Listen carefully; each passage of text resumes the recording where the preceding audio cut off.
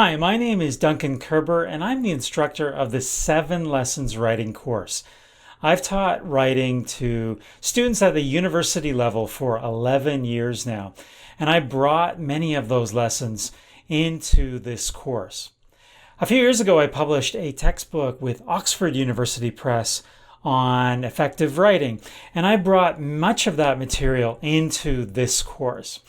I believe if you can do these 7 lessons, you don't have to worry about the grammar book, those big style books. Your writing will improve immensely if you can incorporate these lessons into it.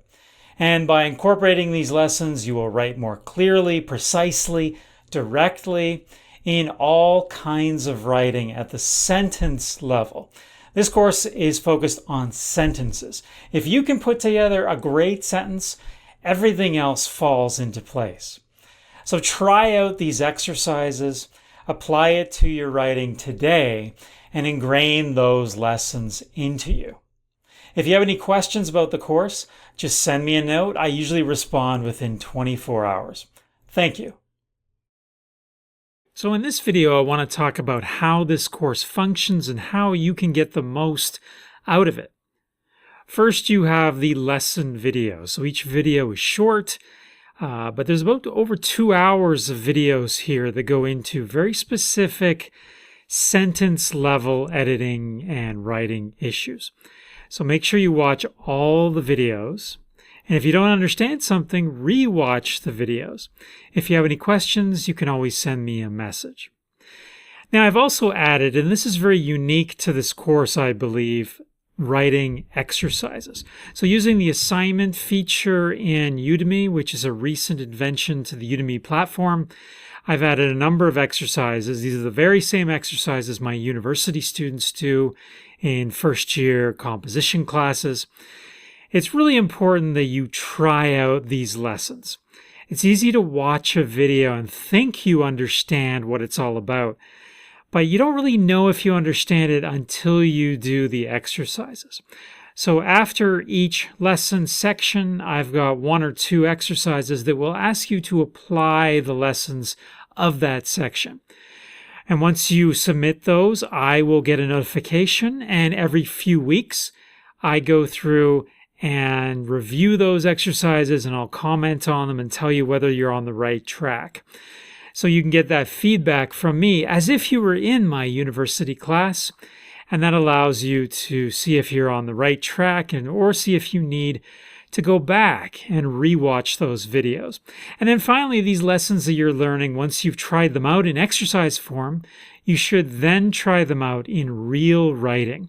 Whether you're writing stories, whether you're writing journalism, whether you're writing academic papers or business reports, you should be then applying them to real life genres to see if you can really get it into the writing you're doing for your boss, for your teachers, and so on. So that's how this should function so that you really get the most out of it. If you have any questions, you can always send me a message through the course messaging feature. There are many different types of wordiness, but really we can boil it all down to 4. So if you eliminate these 4 types of wordiness from your writing, it'll be so much clearer and your readers will appreciate it. They won't be walking through quicksand, so to speak. So what are those 4 types that we're going to go through in these lectures? The first type we're going to look at is redundancy.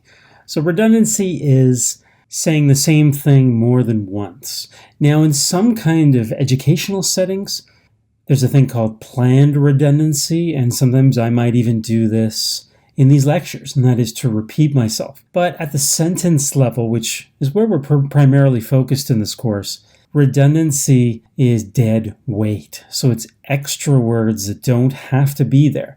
And most often we don't even notice this dead weight in our sentences. So that's type number 1. Wordiness type number 2 is called phony intensifiers. So these are often very little words sprinkled liberally across a writing that end in Y. So think of words like very and basically. In our speech these days, when we talk to our friends, we often say very a lot. We say basically, we say honestly. There are these little words that just get thrown in all the time to intensify what we're saying. So we're very interested in something. We're honestly sure that's going to happen. And they don't really serve any purpose. And I'll show you some examples of that in the next few lectures. The third type of wordiness is a thing called stretchers.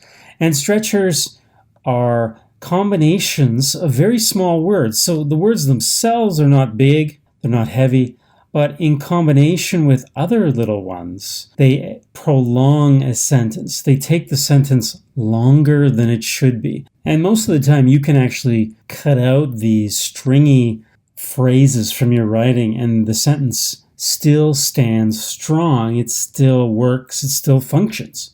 So they serve no necessary purpose in the sentence. One of the classic stretchers that I find in school writing, in academic writing, is the phrase, the fact that. The fact that. And I'll show you in a subsequent lecture how to remove that and justify removing it. Another one that comes up in a lot of writing, whether it's business or academia, is the stretcher in order to. And often we can just say to. So those are just a couple, a little bit of a taste of the third type of wordiness that's so common in work and business writing and academic writing and political writing, and that is the stretcher. The fourth type of wordiness that we're going to look at in these lectures is thickeners. So thickeners are big words, heavy words that very few people actually use in everyday speech. So they're often used in legal documents. Some people use them in academic writing to look smart, things like therein and whereby. But these are words we don't usually use in regular conversation. And those thickeners can really weigh down a sentence. They can make it heavy. So now let's turn to the next few lectures that deal with these four types specifically. So I'll give you specific examples of these, and I'll give a justification for why you should remove them. I think by the end of the editing process of removing these from your writing, you'll find a much tighter, much clearer, much more direct style of writing.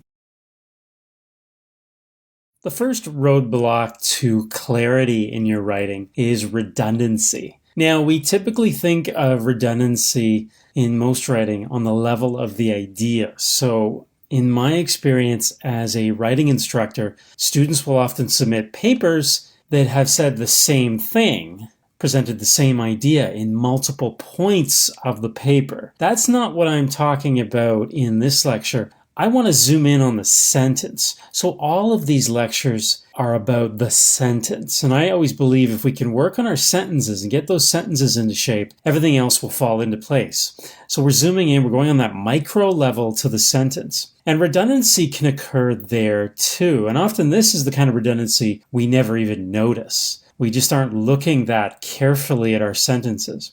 So redundancy can exist on the level of the word. So that means you're using two words or more in the sentence that are actually performing the same meaningful function. So they're actually saying the same thing. So now let's look at some real examples of redundancy in practice. So the first sentence here, the board was long in size. What is redundant in that sentence?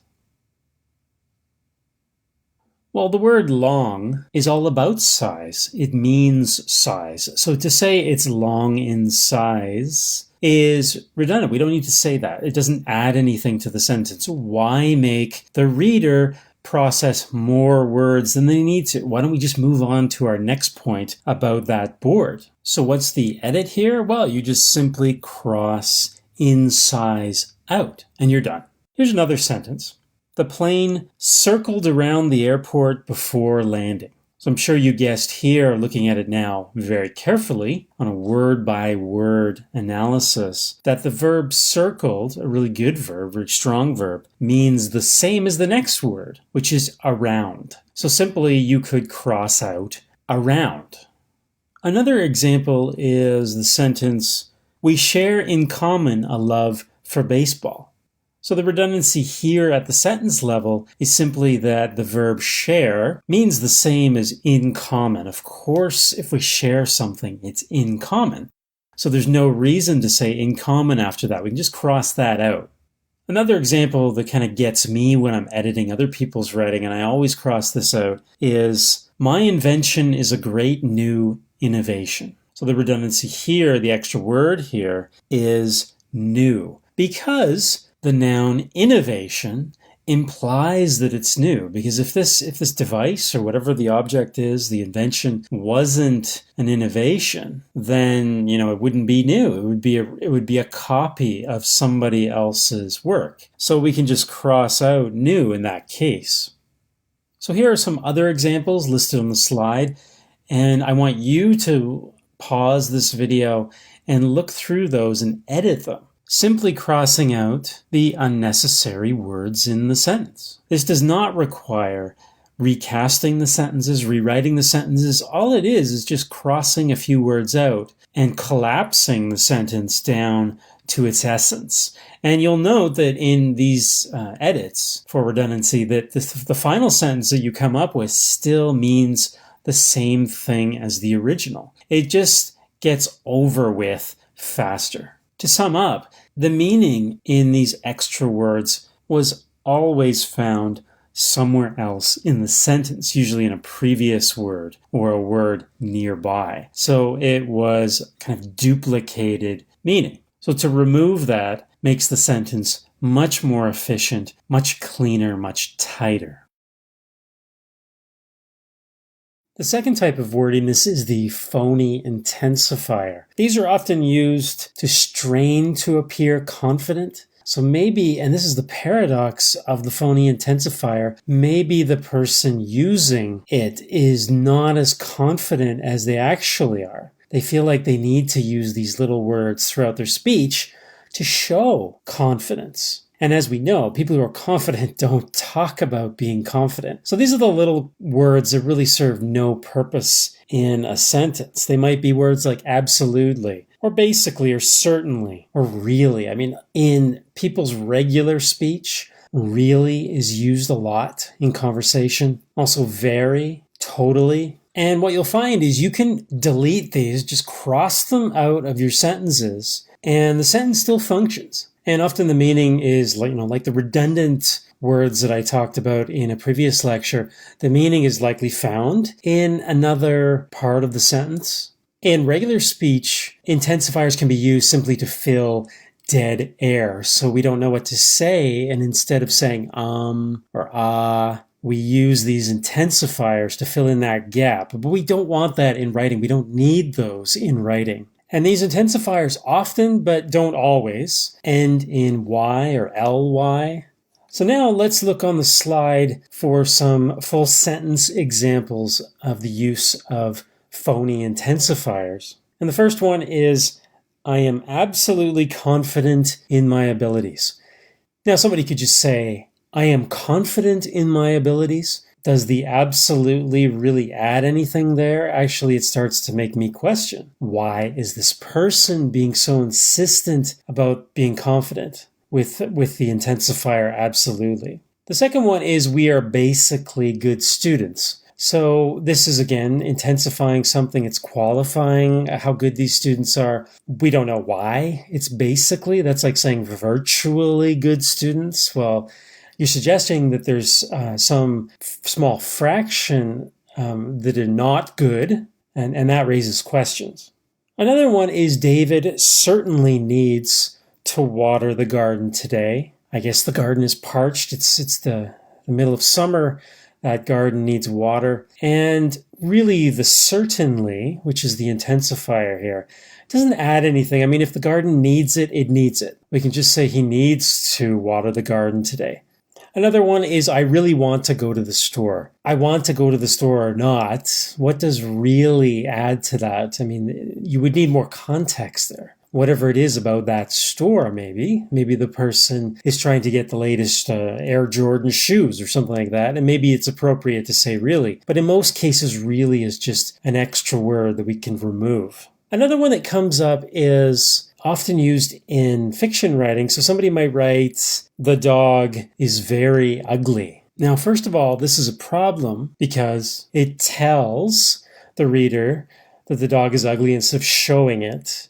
So if you want to show it, you would describe the features of that dog that make it so ugly. You wouldn't just tell the reader it's ugly. Ugly can mean so many different things. And very, which is a common intensifier that really doesn't serve much purpose, doesn't help us see this dog. So what's the difference between an ugly dog and a very ugly dog? I'm not sure. I don't know in my mind. So if it doesn't help us to see that dog, then what purpose does that intensifier have in the sentence? And that intensifier very was even cited, a century or more ago by the great author Mark Twain, who said, "Substitute damn every time you're inclined to write very. Your editor will delete it, and the writing will be just as it should be." So Mark Twain identified this a long, long time ago. And certainly in our speech today, particularly amongst young people, very is used a lot for no real purpose. In academic writing or political writing, these intensifiers have a more dangerous use. So people will often use them to close off debate. So if you're writing any public document, you really shouldn't be closing off debate. Maybe you do have opposing people out there that are against your views, but really you want to open up the debate. And if your ideas are good, they will win the debate in the public sphere. But sometimes in academic writing or politics, people will say something like this: "It is obvious that heart meant something quite different." So there, the phony intensifier is "it is obvious," which we can critique if we know this argument, if we know this person named Hart. Maybe it's not so obvious. Someone might write, "Naturally, no one wants to sacrifice that much." And here's another one. To say naturally means that you've closed off debate. No one can have an opinion other than the one that you're saying, which is no one wants to sacrifice that much. A politician might say something like, "Of course the solution is simple: lower taxes." Well, maybe there is another option there in the political debate other than lowering taxes, but that's closed off by this intensifier of course. So this lesson on the phony intensifier has hopefully raised your awareness of this often useless word that we pepper around our sentences. So the first thing to do is to take your piece of writing and maybe do Control F, find in Word, type in these words like very and basically and totally, and see if you're using them. And the easy edit is simply to delete them. And your sentence will still function, it'll still work. Grammatically speaking, stylistically, it'll be a lot better. So look out for these in your writing. And you might also question, why am I using these? Why do I feel the need in my writing to strain to appear confident? Perhaps you need to provide more evidence for the statements that you're making because you maybe subconsciously don't feel confident in what you're saying. The third type of wordiness that inhibits clarity is stretchers. So stretchers are just little words put in combinations, but they don't add any quality to your writing. So they only add quantity. They actually make the sentence longer, but they don't add any meaning there. I liken these stretchers to the food industry's practice of putting fillers into chicken nuggets, into ground beef. And those fillers are not nutritious. They don't provide any benefit health-wise to the consumer, but they're put in to fill out the food product. And that's the same thing with stretchers. They add no meaning to your sentences. They just force the reader to kind of sift through the sentence to find the essential or important meaning around all this other stuff. So here are a few sentences that I've put on the screen, and let's identify the stretching words here. These are not big words. These are just little words, but they really serve no purpose. So the first one is, in order to get to the store, we have to cross the railroad tracks. And in this case, the stretching words are in order to. So we could just say, to get to the store, we have to cross the railroad tracks.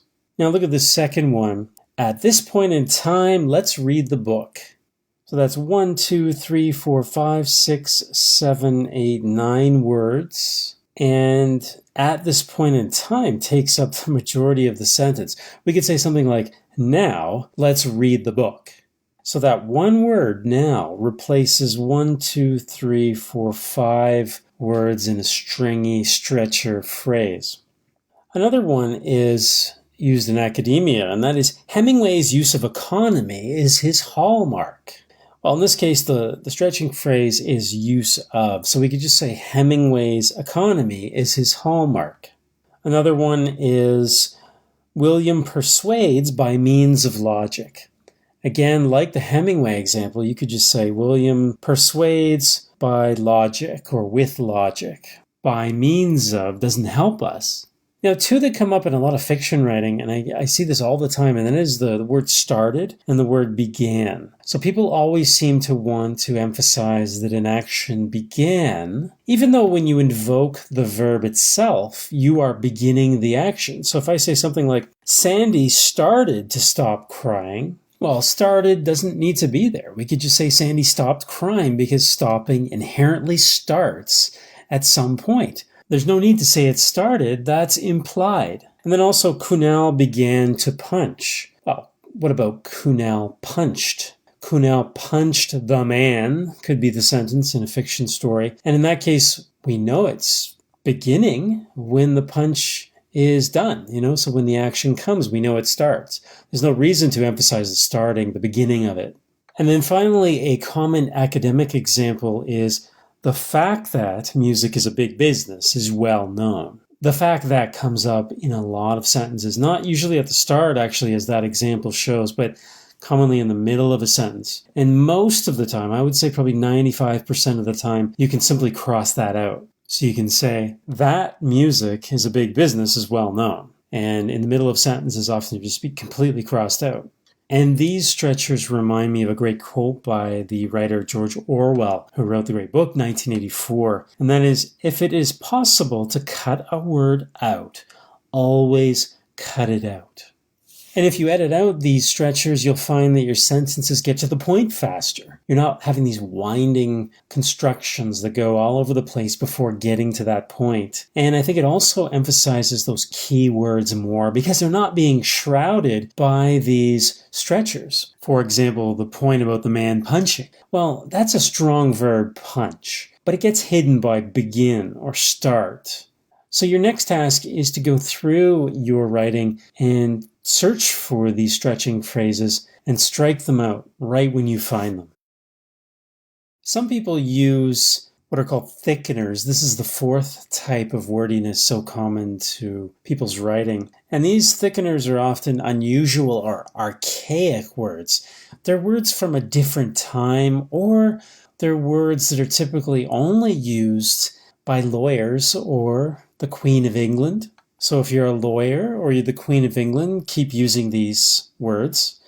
But if you're like the rest of us, you should get these things out of your writing. And a good test of these thickeners is, would you use these words in regular speech? So you're talking to your mother, you're talking to your father, you're talking to your friends. Would you use words like heretofore or herein or whereby and so on? No, we wouldn't use those. We never use those when we're talking to regular people. But somehow in some documents, particularly academic writing, but also business writing to a general public, these words pop up. Some students in academia feel that if they use these words, they look really smart. Well, you don't. You don't look smart. I actually think the best academic writing, and I've been widely published in academia, the best academic writing is the writing that seems deceptively simple, but the ideas that you've got in that writing are very deep.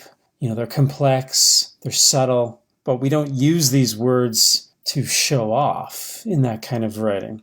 Instead, I think most smart readers, smart editors know they don't fit the typical writing that we're doing, and they're like boat anchors, just dropping in the middle of a sentence. So here are a few sentences that employ these thickeners, and these are the ones I've just mentioned. So, for example, someone could say, it has been heretofore mentioned that Shakespeare's work is significant. When was the last time you used heretofore? So you might just say, someone mentioned that Shakespeare's work is significant, or Bob mentioned, or whatever. Herein lies the key point. Well, I think most people say, here is the key point, or this is the key point. Someone might write, Sarah found the means whereby she could cheat on tomorrow's test. Well, you almost never use whereby, so let's just say, Sarah found the means to cheat on tomorrow's test. Also, sometimes in academia and business writing and political writing, we use the phrases former and latter. So these words remind the reader to go back, actually, to a previous sentence and associate former and latter with two previous nouns. For example, you might say something like, John likes ice cream and Joe likes popsicles. The former also eats deli sandwiches, while the latter eats subs. The problem with this sentence and with these thickeners, former and latter, is it requires the reader to do some mental gymnastics. It's very small mental gymnastics, not a big deal. But if you do this a lot, it can weigh down the reader because the reader actually has to make a mental connection between former, in this case, and that's John. I'm just looking at the sentence myself. And latter has to go back mentally to Joe. And if you've got a tired reader, you've got a reader that's inattentive, you're making it really hard on them to have to go back and figure out who is what. You see this in a lot of textbooks, academic textbooks, former and latter. Don't make it hard on the reader to process your work. All of these wordiness examples make the reader do more work, and you don't want to do that. You want to make it easy on them. You want them to glide through your writing. And former and latter do not work easily. It makes their job much more difficult. Go back to your writing and look for these difficult words. I'm sure you can think of others that might come up, and remove them, replace them, recast the sentence if you have to smooth over that speed bump. In this final lecture, I just want to talk about some possible questions from students. So I've taught this unit on wordiness and clarity many, many times to hundreds and hundreds of students. And these are kind of the most common questions that come up. If you have any questions, you can obviously send me those questions within this course. So the first question or comment that I get from students is, doesn't writing clearly mean you're dumbing things down? And I don't believe that's so. I believe that we should write clearly, but then have very interesting, challenging, deep ideas. One example I often give in class is the book by Stephen Hawking called A Brief History of Time. This was a bestseller, so he sold 10 million or more copies of this because it talked about difficult issues with physics and the universe, but in a very straightforward style that even children could understand. So we shouldn't think that we're dumbing things down. I mentioned in the exercise lecture of this unit that some people feel they are writing like a child when they write in an economical or clear style, and it need not be that way. You don't have to write really short words or really short sentences. Now, that made a whole career for Hemingway when he wrote his novels. You read Hemingway and it's just extremely bare kind of writing, but that, he made a career out of that. People love that style of writing. Now, a lot of people didn't like it either. So there are two sides to this. There's a debate over that, but it doesn't necessarily have to be your style all the time. Sometimes, though, when you're dealing with very difficult concepts in a book you're writing or an article, it's good to take it down to its simplest form, and it'll help you think more clearly. Now, some students also ask me, well, if I'm economical, if I'm clear in my writing, I won't meet my word count. So I've got to write 2,000 words for my professor. How am I going to do that if I'm very clear? Well, of course, you're going to be shorter, but I had a great professor tell me once that if you are not meeting the word count because you're very clear in your writing, that you simply should add in more ideas. So more scenes in your fiction, more quotations in your academic papers, more data in your business reports, and that will get you to the word count. But padding it with stuff that makes it difficult on the reader just makes the writing ineffective. Another question I get is, can't you be redundant for emphasis?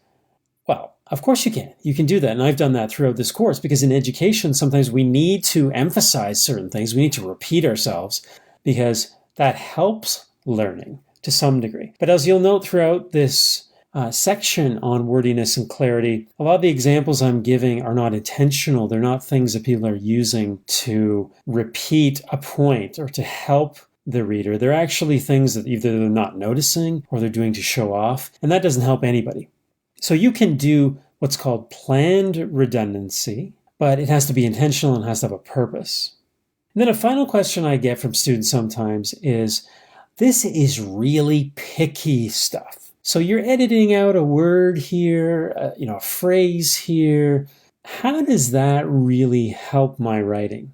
Well, I argue that if you do this throughout a long document, it has a profound effect because it's all over the document. You're taking out all of those weeds off the lawn, so to speak, and the resulting lawn, or your writing, looks much, much better after this editing process. So I believe it has a strong effect. But more importantly, I think that, whether you take out the fact that, or wherein, or whereby, or some other phrase that I've talked about here, isn't really the point. It is there to help you identify wordiness, but the greater point here, and I think what will happen at the end of this section, when you've applied these things, when you've done the exercises and so on, is that you'll start developing a greater eye, a more objective eye for what you're putting down on the page. And I think that's much more important than any specific example I've given you here in this course.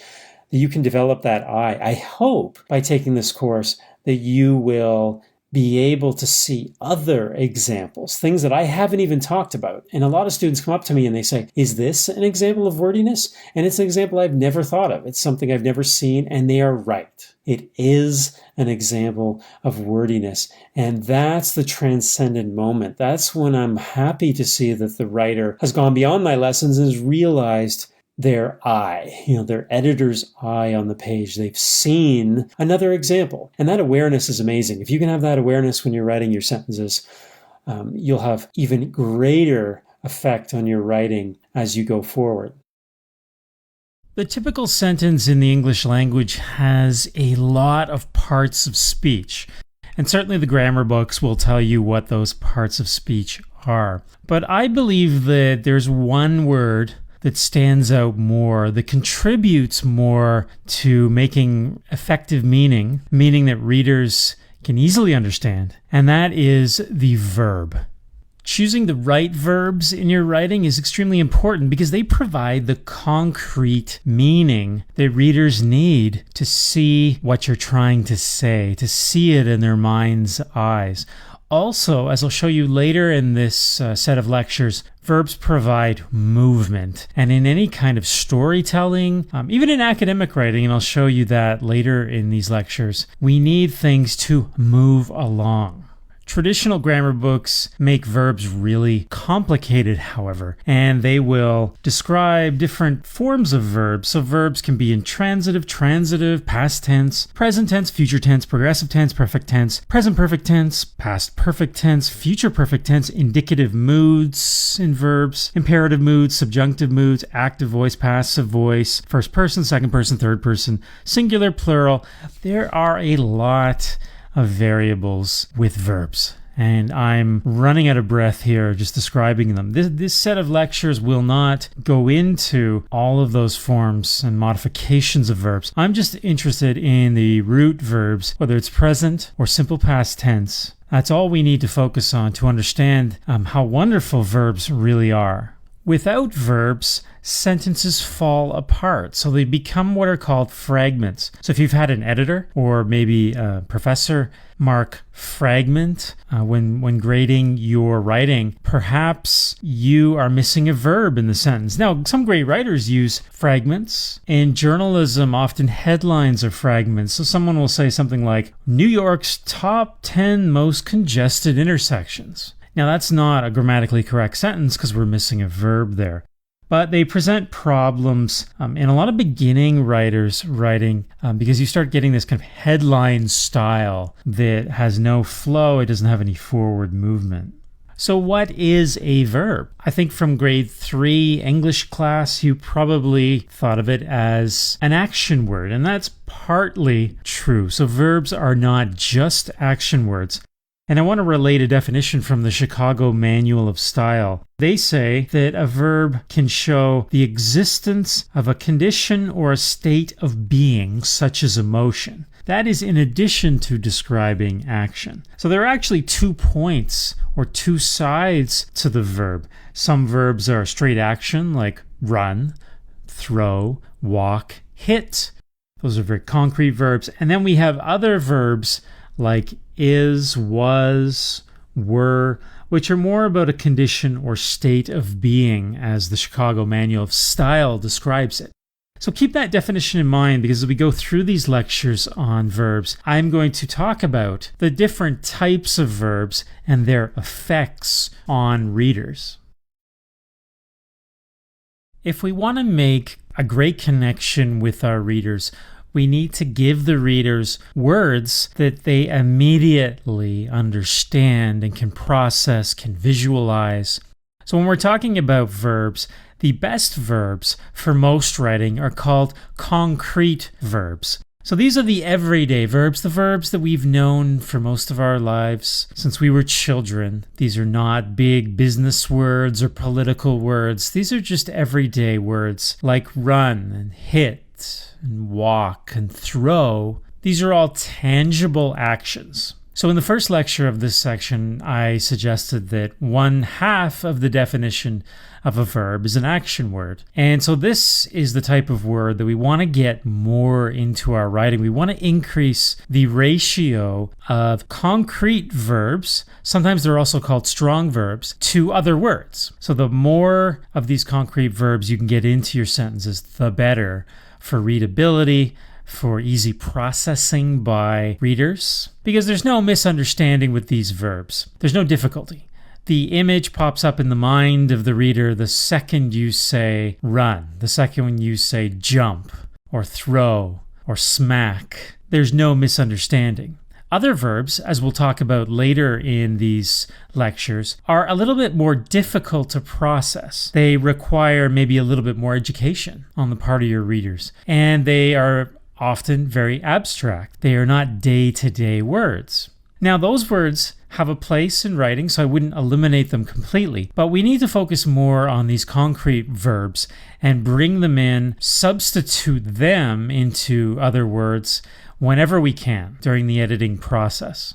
In my university classes on writing, one of the quick exercises I like to do in the classroom is have every student in the class just shout out a verb. So just shout it out, and we try to go quickly through all 20, 30, 40 students. And it might go something like this. And these are, again, concrete everyday verbs. Dance, pace, score, run, turn, read, pull, twist, write, push, flip, paint, type, burn, pour, hiss, scream, see, slide, pry, show, jump, boil, cover, yell, peel, crush, cry, play, wipe, drink, greet, crunch, shout, slap, clean, climb, slip, smile. And I think by the end of listening to that really fast list going through every student in the classroom, you have a pretty good sense of what a concrete everyday verb is. On the slide, I've got some full sentence examples of concrete verb sentences. So let's look at a few of these. Mark runs past the police and jumps the fence. So the strong verbs or concrete verbs here are runs and jumps, runs and jumps. There's a nice parallel series there. The next one, Dr. Seto wrote about the viability of the project. So wrote is an everyday verb that we all understand. The next one is the police officer shouted at the protester. There can be no doubt about what the author means here, shouted. Now, if I had just had a fragment where it was the police officer at the protester, the essence of the sentence isn't there. It's all about the verb. It's all about shouting. And then finally, in academic writing, you might say something like, the study shows that the method worked. So those are all fine verbs that very few people will misunderstand as long as they have some experience in the English language. And that's instant meaning, instant communication. As well, when you're writing about, let's say, fiction or nonfiction, creative nonfiction, you may want to bring in verbs that relate to the human senses. So we have opportunities to talk about the senses in our writing as well. Not just vision, but also the other four senses.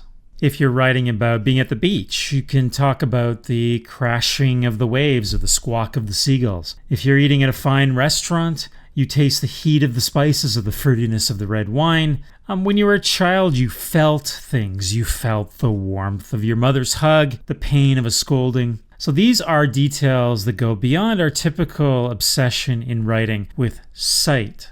So what are some verbs, for example, with smell? Well, you could use words like waft or reek or sniff, scent. For touching, we have feel, press, tickle, push, pull, punch. For ears, we have great sounds like crackle, hum, echo, scream, whisper, and groan. And then obviously for the sense of taste, we have things like lick, devour, eat, munch, gobble, and chew. Now, when I created that list, I had a lot of trouble finding verbs for smell. It's actually very hard. People often describe smells with adjectives. But the other categories have many more examples of these. So what I would suggest is go back to a previous piece of writing that you have on file and look through it and identify the verbs. See if you can see where those verbs are and make sure that they are everyday verbs that anyone, even a child, could understand. In the previous lecture, I talked about the visual nature of concrete or strong verbs, that we see them in our mind's eye right away. What about these verbs? I'm going to read a bunch of verbs out and tell me what you see in your mind. Anticipate, categorize, customize, incorporate, utilize, inculcate, vocalize, personalize. What did you see in your mind's eye? Can you see these verbs? What images, what actions spring to mind? I think you probably saw very little in your mind's eye. Most readers instead feel a vague sense of these so-called actions, but they're much more abstract than throw, run, smack. Now, these words have purposes. I don't want to say ban weak verbs, and that's what I call these verbs, often ending in ate or eyes. We can't ban them from our writing, but if we overuse them, we make our writing more difficult for readers to process. And it all has to do with that abstractness of those verbs. There's a real tendency in business writing and political writing to use these kinds of weak verbs. Now let's look at some examples on this slide. For example, the first sentence. The accountant was authorized to manipulate the numbers. Or how about, utilize the manual to understand how to administer the drug. Or, Darren formulated a plan to revolutionize the industry by anticipating next steps. As you probably notice, and as I noticed as I was reading those out loud, they are heavier sentences. We start to feel these words weighing down on us. For example, for authorize and manipulate, you could just say allow and alter. An alternative to utilize in the second sentence is used. These are a little bit better. They're a little bit more everyday. Alternatives for formulate, as I had formulated in that third sentence, include form, design, or create. Another form of weak verb is made. Specifically, people often use the phrase that involves the words made way. And I've noticed this actually over the past few years, particularly on the news. People use this phrase instead of saying run, walk, drive. So let's look at some examples of this weak verb. The first sentence reads, Jeannie makes her way to work. Well, we could just say, Jeannie walks to work. And in most of these cases, the edit is simply to replace the weak verb with a stronger alternative. The second sentence is, Kunal made his way home to Edmonton. Well, really, I want to know how he did that. So you could say, Kunal biked home to Edmonton. Biked is a very strong verb that we all could see in our mind's eye. And then finally, the travelers faced traffic as they made their way across the city. Well, we could say the travelers faced traffic as they drove across the city. Driving means more to me in my mind's eye than made their way. Made their way really doesn't invoke any images. In the same vein is a weak verb like came. So for example, you could say something like, the sculptor came into the class. Again, like made way, we don't really know how that person came into the class. It's not visual. It's not an image. It's very generic, a generic verb. Did the sculptor, run or stumble or dash or stroll? So maybe the author could edit the sentence from the sculptor came into class to this.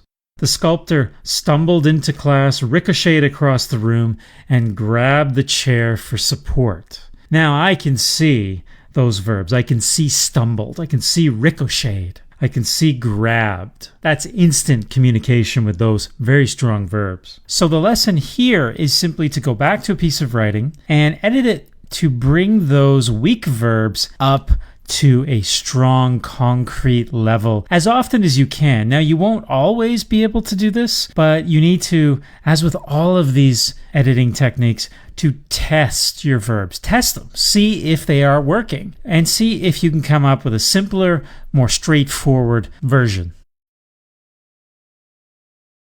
The worst kind of verb, and this is so common in people's writing, is the dead verb. These verbs are lifeless. And that is because they do not evoke any images or any movement in the minds of your readers. So they stop movement cold. The most common dead verb, well, that would be to be. Now, if you know from your verb conjugation, to be comes in the forms of is, are, was, were. Those are the main forms you'll see. And these get peppered throughout the writing of almost all writers at the draft stage. So before, when I said something like punch, a great concrete verb, you immediately could visualize that. If I'm in a crowded theater and I see a fire and I yell, run, everyone knows, as long as they understand English, what to do. They don't even need a full sentence. They know run means to get the heck out of that theater. But what happens if I say to you, instead of run, was, were, is, are? What do you see in your mind's eye? Well, I see nothing. It's a condition or state of being as I defined some types of verbs earlier in the set of lectures. So sometimes we can fall back on dead verbs as a habit, and we need to get this habit out of our writing in the editing or revision process. So here are 4 sentences, and I want to show what could be done with these sentences. The boy is hungry. Well, to make this into a concrete, strong verb type of sentence, you could say something like, the boy wolfed down his first meal in 3 days. I think the verb wolfed is a really interesting one and says a lot more than is. And also we get a feeling there that he is hungry through that verb without us having to really come out and say that. And if you can show what the boy is feeling rather than just telling us he's hungry, that's great writing. Now the second one is the dog was sick. So that dead verb was. Well, we don't really know specifically the sickness, but you could say something like, the dog puked all over the white carpet. So here that strong verb puked, we all know what's going on here. And we also know the kind of higher level meaning going on with this strong verb, and that is the dog is sick. The next one, somebody might write, I was a risk taker. But what does that really mean? I mean, that's very abstract, it's very general, and it's facilitated by that dead verb. But you could say something like, all weekend I skydived and bungee jumped. So the verbs there are skydived and bungee jumped. Those are pretty risky endeavors. And I think most people would read off that sentence with the strong verbs, the concrete verbs, to know that this person's a risk taker. They'd make that assessment. If you can let your reader do the judgments for you, you're involving them in the writing process, the reading process, rather than telling them the person was a risk taker. And then finally, for example, somebody could say the concept was difficult. So was is our dead verb. Well, you could say something like the concept stumped students and scholars alike. So in all the 4 revised versions, I think we immediately see those actions instead of the dead verb versions. So far, I've been dealing with examples that sound like they're coming from fiction or creative nonfiction, but you could also apply this to academia. You can say something like, in this example, someone writes, the idea of community was growing in the minds of writers in the 1920s, so the dead verb there is was. In this case, was causes us to take a dead verb further and add ing on a very strong root. So the word grow is a nice, concrete, everyday verb. but it's shackled with those ing endings. So the revision of this, well, you could say the idea of community grew in the minds of writers in the 1920s. That places the emphasis on the verb and not was or the ing. Some other examples of dead verbs, the verb could. I often see this in people's writing. They say something like, I sat in the forest with my binoculars. I looked around for the rare black and white woodpecker. I could hear its distinctive pecks on a nearby tree. So here, could distracts from the verb hear. If you just say, I hear its distinctive pecks, that's the same thing. And it focuses the mind in the reader on the hearing, not the could. Another example, my uncle has a dog, could be revised to something like, my uncle owns a dog. Or the boys had a plan. You could just change it to the boys created a plan. I think created is a little bit better. Not as strong as run, throw, or hit, but you'll find alternatives are not always that simple. So some people ask me whether editing these verbs, changing verbs from abstract to concrete, or from dead to concrete, really makes a big difference. And I argue it does for two reasons. So there are some greater consequences to using a lot of these either weak or dead verbs in your writing. One is the tendency to generalize. Dead verbs like to be, is, was, were, are, they allow us to just generalize. They let us off the hook for having to make very detailed meaning for our readers.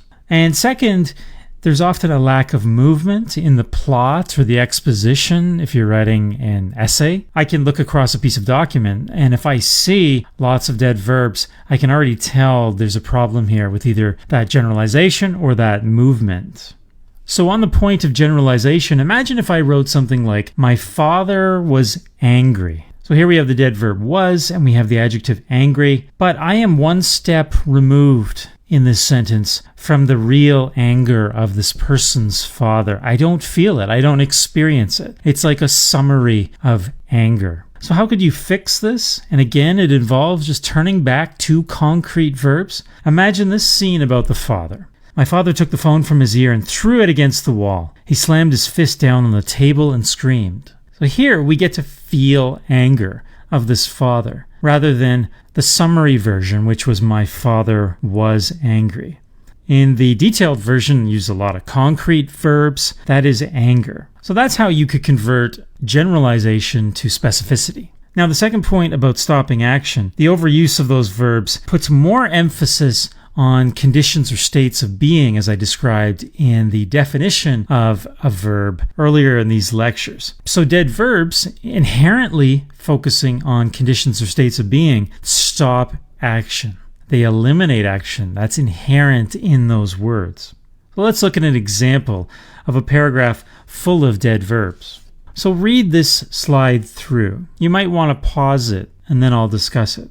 So the issue here in this paragraph is not grammar or spelling. It's simply a poor style with dead verbs. There's nothing happening here. It's a summary of feelings and actions, but we need to get those concrete verbs in it. And this is the revised version. So I'll let you pause this video and read through the revised version of this story with Samir and Andrea. So I think you can see in the revised version there I've simply added in strong verbs where the dead verbs were, and they become the focus. They start to move things along. Things happen to these characters. It's not a summary anymore. It's real life. I'm right there in the room with these people. I'm not kind of feeling distant from them. It's much more detailed. Now, some students ask me, wow, this is great for fiction or creative nonfiction. Can you do this in academic writing or business writing? Well, of course you can. It's a little bit harder because we don't often use strong verbs in academic writing. We don't say throw, hit, run, walk in our academic papers or our business writing. But for example, you could say something like, the two scholars were in agreement. That might come up in any kind of writing. Or you could change it to the two scholars agreed. And agreed is a pretty strong verb. Now imagine this one in a communications essay. Marshall McLuhan was the inventor of the terms hot and cold media. Not a bad sentence. It's not awful. But it has a dead verb. So we could say something like, Marshall McLuhan invented the terms hot and cold media. Invented, again, is not as strong as run or throw or walk. It doesn't necessarily evoke in our minds the same images, but I think it's better than the deadest verb, which is was. In academic or business writing, you may have to search a little bit harder to find concrete verbs. And some of them might be things like affirms or argues, articulates, asserts, attacks, claims, offers, hints, thinks, shows, confirms, champions, celebrates, denounces, mocks, allows, confesses. So there are some options there for writing that is not necessarily rooted in the everyday world, as fiction or creative nonfiction often is. So go back to your writing with these ideas in mind and just make sure that you're moving your pieces of writing in whatever genre along with concrete verbs. And it might be as simple as crossing out that dead verb and dropping in a strong one. It can be helpful to think of your sentences as icebergs. So that tip of the iceberg is semantic meaning. So that is just the pure meaning of those words that you put on the page. So if you say something like, Jacob threw the baseball, well, most readers will process that in a very simple way, and they'll get the meaning of the individual doing the action, which is the throwing, and the receiver of that action is the ball. That's as far as most readers process. But back to that iceberg example, as we know, there's so much more under the water, so to speak, in an iceberg. There's just so much below that. And if we think of what's below the waterline, metaphorically speaking, as your underlying grammatical structure of your sentences, we can actually harness what's going on underneath the pure meaning of your sentences for clarity, for more effective writing, writing that gets to the point, writing that is direct, writing that ultimately readers, editors quite enjoy. So in this set of lectures, we're going to look at the difference between two word orders. So that's the way you put the words in some sort of order. So the English language does allow us to move things around in a sentence. For example, adverbs can go in so many different locations. Adjectives usually go before nouns, these kinds of things. Well, we can also see that there are two opposing, you might call them, structures of sentences, orders of sentences, and those are called the active voice and the passive voice. For these lectures, I'm particularly interested in helping you to get passive voice out of your writing most of the time. So I'm saying 95% of the time. And as a result, when you do this, when you convert your passive voice sentences to active voice, you will write better, I promise you. And readers will enjoy your writing.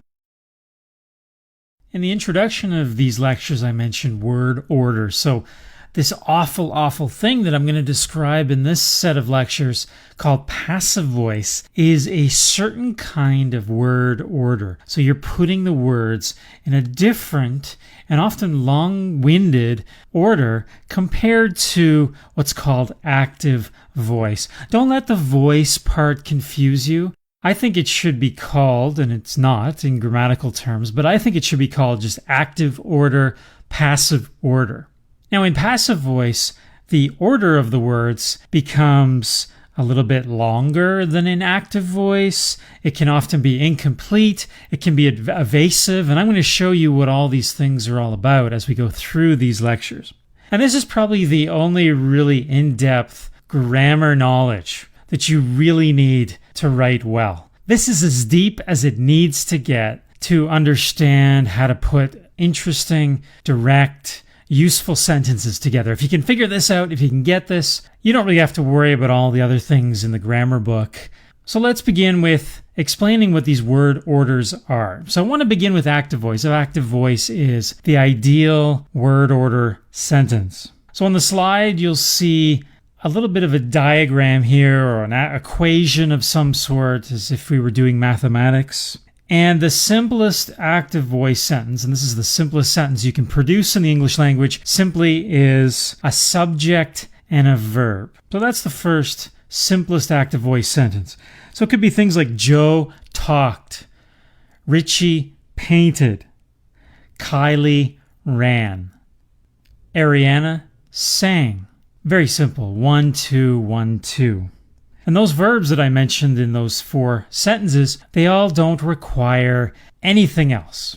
So what is the subject of the sentence? Well, as you saw in these active voice sentences, the subject is essentially a doer. I mean, it's a very awkward word, but it's the best I can come up with. And that is the doer of whatever the action is in the verb that comes after. And that's the key thing. We get the verb after the person or thing that is doing the action has been mentioned. So we know who the individual or thing is first, and then we get the action.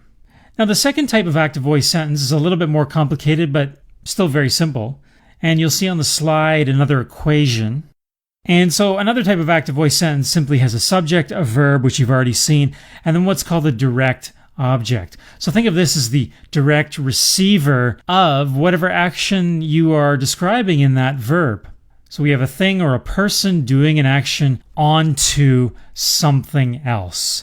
That object, in grammatical terms, could be human, could be a thing. Doesn't really matter. They're just receiving whatever that action is. Some examples of the second or longer type of active voice sentence include: the dog broke the door. Carrie straddled the fence. Clouds blanket the sky. He grabs the suitcase. Cyclists circled the track. So in all these cases, we have a doer, which is the subject of the sentence. We have a nice action, a very strong verb there. And then something else. And that is the object. That's the receiver of the action in all those examples. So that's active voice. Very straightforward, very simple. You can write 95% of your sentences in this way. But I think more importantly, you'll start to think more logically and more straightforward. Think more clearly when you are thinking about constructing your sentences with a doer right away, right at the head of the sentence, and then the verb after. So I've already given you the equation for active voice. Well, what does the equation for passive voice look like? Well, it's much more complicated. And that really shows the problem with passive voice. That to write in passive voice, you must introduce some new parts of speech, some new parts of grammar, just to make the same meaning. So let's look at these parts. So first you've got the direct object. So that's the receiver of the action. As we saw in active voice, the receiver usually comes at the end of a simple active voice sentence. Well, here it's at the beginning. So that's the first strange thing about passive voice word order, and that is the receiver comes first. Then we've got what's called a dead verb, to be, some form of to be. Was, were, is, or are. This is a useless word that doesn't say anything, that doesn't have any images. Then we need what's called a participle form of a verb. So if you remember back to your conjugation of verbs class in school, you'll know that verbs have different endings. They take on different forms based on the subject, based on a whole number of factors, including number itself, plural or singular, past or present tense. Well, the participle form of a verb is a strange, often irregular form. So if we think of words like broken or stolen or thrown or beaten, these are not forms of those verbs that we use that often. We don't say, I stolen the shoes. We say, I stole the shoes, or she stole the shoes, not stolen. So these are irregular and not often used, but they're required in passive voice. And then the fourth part of the equation for passive voice structure or word order is the optional preposition. And I say optional because in a lot of passive voice sentences, this does not exist. So there is no preposition.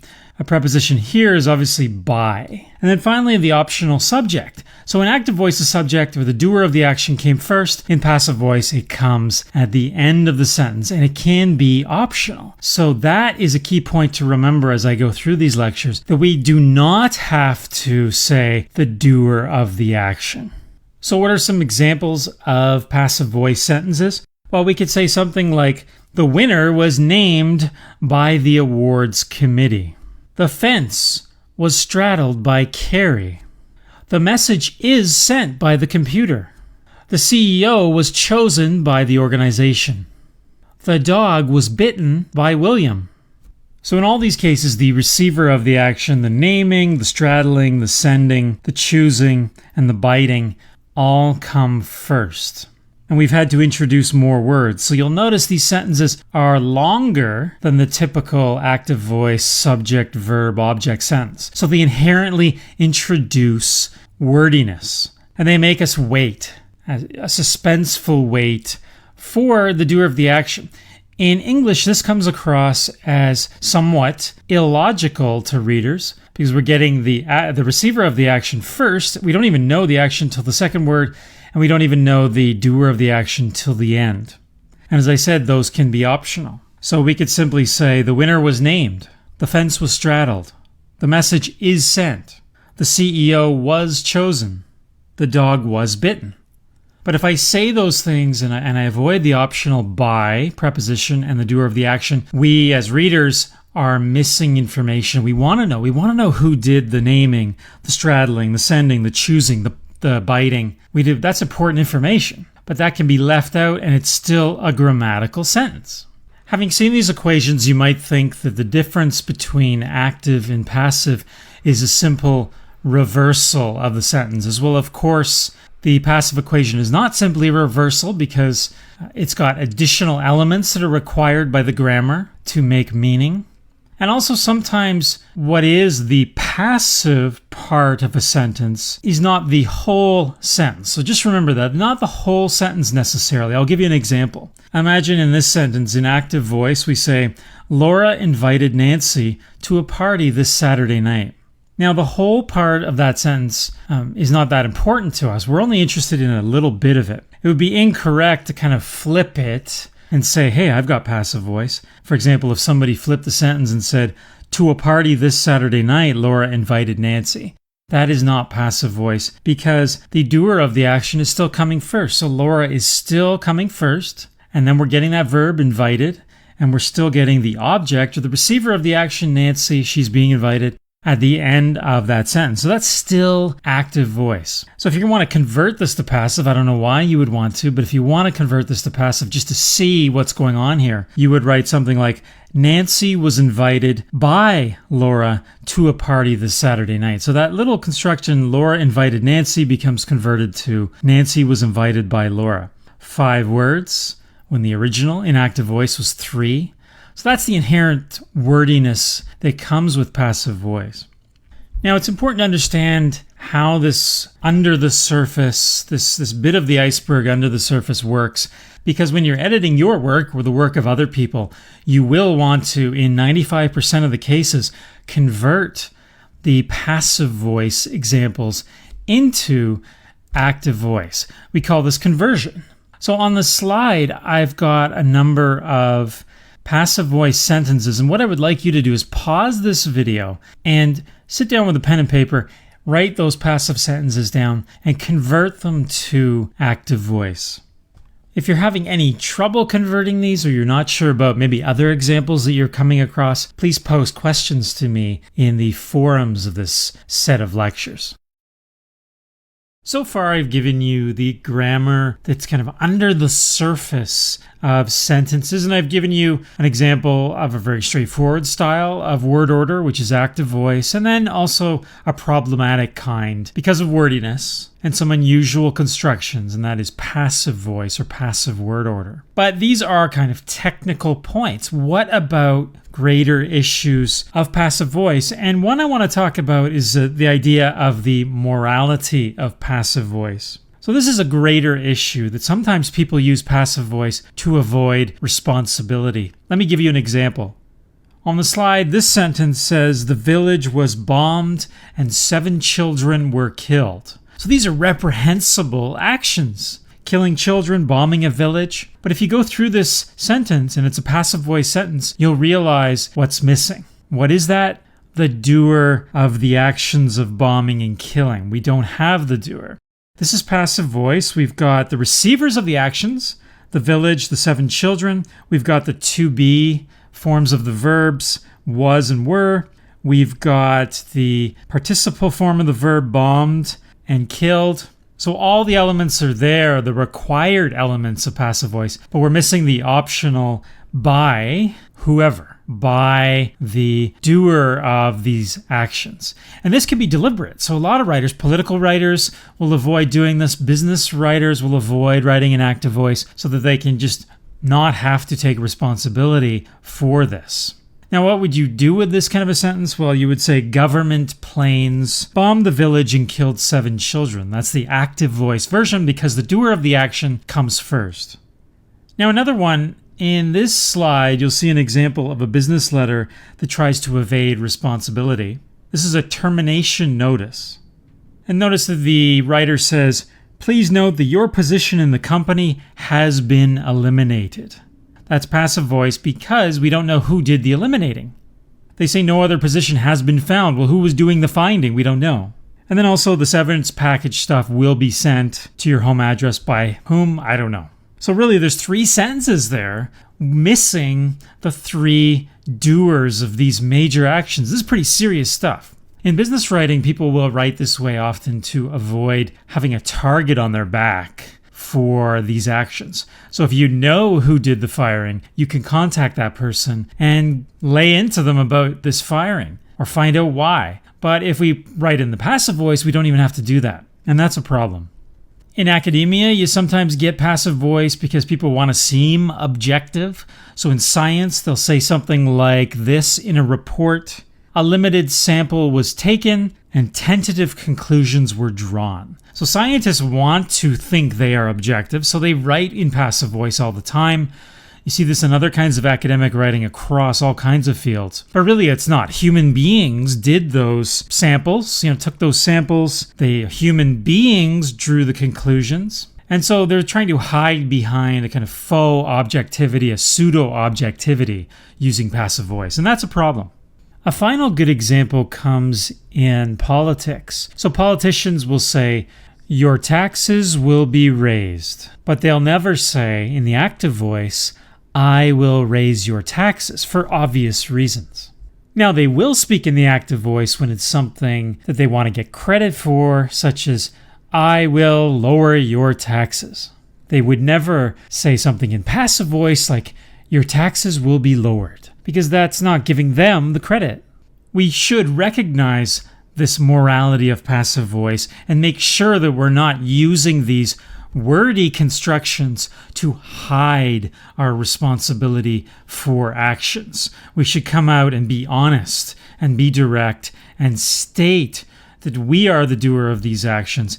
That respects the people on the receiving end of this kind of communication. Earlier in this set of lectures, I said that you should use active voice 95% of the time. And the reason I put that qualification on it is because there are times when passive voice is more suitable for what you're trying to say. And as long as you're not doing it to hide something or to avoid something, then it's totally fine to use that. So let me give you a few examples. Let's say you want to emphasize the receiver of an action on purpose. At the start of a sentence, you could write something like, the Confederation Bridge was opened in 1997. What's the active voice version of that? Something like, the government officials opened the Confederation Bridge in 1997, because they're the doers of the action. But really, we're focusing on the bridge. We don't need to know. I mean, if some random officials were involved in this, that's not important to the sentence. So we can use passive voice there. We can avoid saying who the doers were. Another one, if you remember this invention a few years ago, the Segway, a personal vehicle, was introduced in 2001. Again, we want to emphasize the receiver of the action, the object. That's the Segway. And it's perfectly fine to say that. We don't have to say who introduced it. Even though we do know who the inventor was, Dean Kamen invented it. You could say Dean Kamen introduced the Segway, a personal vehicle, in 2001. That's the active voice version. But that would only be useful if you were trying to focus on Dean Kamen. If you're trying to focus on the Segway, there's no need to say who did the introducing. Another situation comes if you really don't know who did the action. So a lot of journalists face this problem in their writing. So for example, remember when John F. Kennedy was assassinated?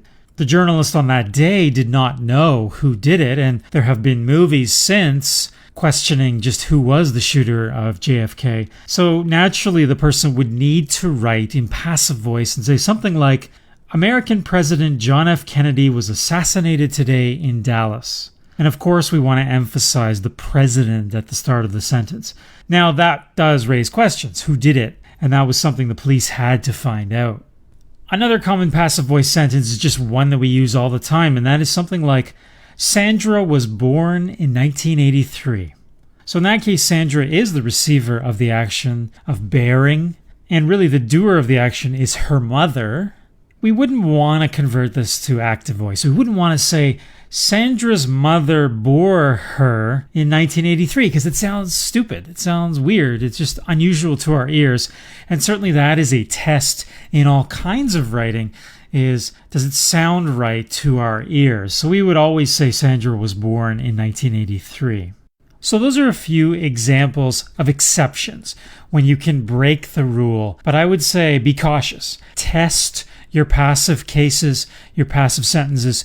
Determine, do they really need to be passive, or can I make them active voice and strengthen my writing and be more direct? The most important word in a sentence is the verb. The second most important word in a sentence is the noun. So what is a noun? Well, you'll remember from your grade 3 English class, it's a person, place, or thing. So while verbs are kind of the muscle of writing, nouns are really the bones of writing. And most importantly, nouns can create detailed images in the reader's mind. So immediate images, if you choose the right nouns. Just like verbs, some nouns are strong nouns and some nouns are weak nouns. So you want to get as many strong nouns into your writing as possible. And in this set of lectures, I'll show you how to do that. I'm also going to show you in this set of lectures a problem that often comes up, and that is the pronoun, the unclear pronoun. And pronouns simply replace nouns. And sometimes we can overdo it with the pronouns, and sometimes we can't understand just what that pronoun is actually referring to. And that creates concern, it annoys readers, and we need to make sure in most cases we're using strong nouns and not unclear or vague pronouns. And indeed, most good writing is extremely detailed. So this kind of technique, concern for nouns, helps you add that detail that readers absolutely enjoy. Let's now look at the images that certain kinds of nouns can create in your reader's mind. And these are instantaneous images.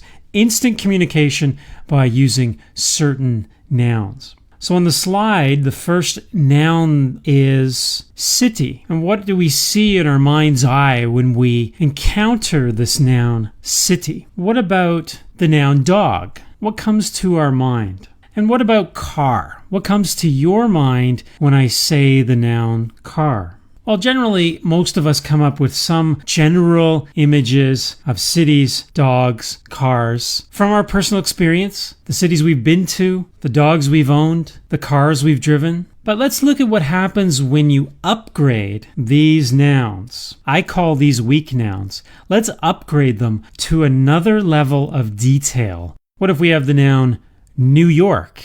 Well, in our mind's eye, most of us have at some point, whether we've not even visited New York, we know what New York looks like from so many pictures, from the big events that have happened in New York City in our lifetimes. We can imagine that city right away. And that's really powerful detail. If you invoke the word New York, there's no explaining you have to do. You do not have to describe New York to your readers. Now, instead of dog, let's say collie. What do we see with collie? Well, this kind of animal, that's very different than the generic dog that we saw on a previous slide. You could put Chihuahua in there, and most people would see that tiny little dog as well. And I'm sure there are a lot of other breeds of dogs that would spark a really strong image in the reader's mind. And then finally, instead of car, what if we invoke the very strong noun Ferrari? Well, right away we see that car.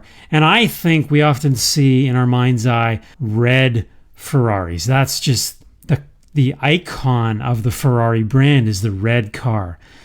So those are 3 examples of how you can upgrade your nouns to something stronger, to create that photographic image, and you want to make pictures with your writing.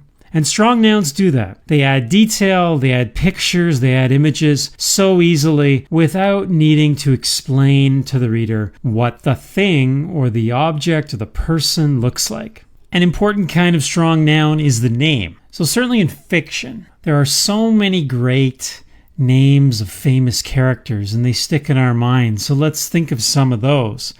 For example, Jay Gatsby, Romeo and Juliet, Pippi Longstocking, Captain Ahab, Harry Potter, Gollum, Big Brother, Lemuel Gulliver, Huck Finn. These are really unique names, and right away they remind us of that story. Maybe we read it as a child, maybe we read it recently, and it also creates a lot of feelings surrounding those characters. So names are very powerful, and make sure that you get names, whether it's fiction, whether you're doing nonfiction such as journalism, whether you're doing business writing or academic writing even, get names into your sentences. Another way to get nouns into your writing is to appeal to the senses. So in a previous set of lectures, I talked about how verbs can appeal to the 5 human senses, while strong nouns do the same. So on the slide, I've listed some strong nouns categorized by sense. So first we have the sense of sight. And some nouns are like shine, luster, glow, gleam, flash, view. What about the sense of smell? Well, you've got so many in this area. Just a few are stink, stench, odor, aroma, fragrance. How about touch? Well, there's punch, hit, slap, wallop, tap, pressure. For the sense of hearing, you've got nouns like snap, crack, pop, knock, squeal, burp, bang. And these are so much fun to read out loud as I'm telling you these. And then finally, the sense of taste. There's zest, flavor, palate, salt, sugar, nibble. So when you're writing any kind of writing, not just fiction, but also creative nonfiction, even journalism, think about getting some of these senses into your nouns.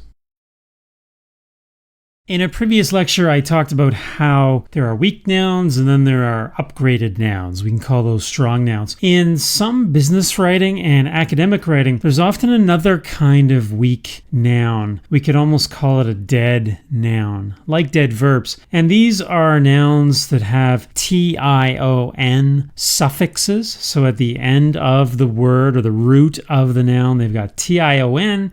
So whenever you find yourself putting tion on a noun, stop for a second and think about it. You may have a really strong noun, but you are actually hurting it by adding that long ending. Now, sometimes these nouns are just at the root not very good nouns. They don't provide any images. So let's look at some of these tion nouns on the slide. So here we've got formulation, hesitation, indentation, argumentation, installation, mediation, observation, operation, publication, recitation, separation, confrontation, allocation, adaptation. As I'm reading that, they all sound the same because of the shun at the end, the tion. It just comes across as generic. It comes across as very similar. Now, one thing to remember is while these have uses, so there are times when you want to say mediation. We're going to mediation. We are going to have an adaptation of that movie or something like that. Those are fine, but in moderation. Some people use these kinds of nouns way too much, and they can weigh down sentences and paragraphs. Sometimes there are better options. So don't always think that you have to use these words. We just need to kind of look for alternatives. So here are 6 examples that I'm going to show you on the slide of sentences that have that tion suffix on them, on the key noun in the sentence. So the first one is, Arthur's recitation of the speech was wonderful. The second one, the boy had a confrontation with his parents that evening. Alice created the indentation in the wall. The lawyers were successful at mediation between the two parties. The couple's separation occurred at the end of the year. The CEO had an observation of falling share prices. Now, these aren't the worst sentences in the world, but I think we can make them even better by getting back to the essence of these sentences. The actions in each case, so whether that's the reciting, the confronting, the indenting, the mediating, the separating, or the observing, they all seem kind of distant. We didn't experience these actions in the moment that they occurred. It's almost like an after-the-fact mention of these actions in the form of nouns. Now, readers love to experience actions that seem to happen in the very moment they're reading them, as if they're standing right there with the writer as the events in the writing actually unfold. But in these cases, some very strong verbs like recite or confront have become really dead nouns. So how do you fix this? Well, how about we just convert those tion nouns back to the verbs that they come from? So for example, you could say, Arthur recited the speech wonderfully. The boy confronted his parents that evening. Alice indented the wall. The lawyer successfully mediated the two parties. The couple separated at the end of the year. The CEO observed the falling share prices. I think these revised sentences of converting nouns to verbs work better. They let us directly experience the actions that were a bit distant in the long, dead noun form. And also they avoid wordiness, so these are tighter sentences. They've been edited a bit. They're shorter. They get to the point. So my advice to you is simply to consider whether you truly need these long tion nouns in your writing. If you don't, try revising them and getting back to the root verb, as I've done here. I think your readers will appreciate being more directly involved in the actions that you're describing. Grammatically speaking, the companion to the noun, the counterpoint to the noun, is the pronoun. Now, a pronoun simply replaces a noun. We use these when we don't want to repeat the noun, because sometimes over-repetition of a noun can be grating on the reader. It can be annoying. So we throw in words like I, you, he, she, they, their, them, themselves, we, our, us, it, itself, me, mine, myself, him, his, her, one, himself, herself. These are just different forms, different types of pronouns replacing what are often strong nouns. Pronouns are fine as long as they're not overused and as long as what's called a pronoun reference is very clear. So what is a pronoun reference in grammar terms? Well, that's simply the idea that the pronoun is very closely located after the noun that it's referring to. So if you drew a line backwards from the pronoun, you would not too far behind that pronoun find the noun that it refers to. We need a very tight relationship between the noun and the pronoun. So for example, here are some sentences on the slide that show a very tight relationship. The team traded its greatest player. John grabbed his wallet and left. The cyclists rode their bikes to the race. The president reserved his question for later. There is no misunderstanding here as to what those pronouns refer to because the noun came so soon before that pronoun arrived on the scene. There's a very small gap there.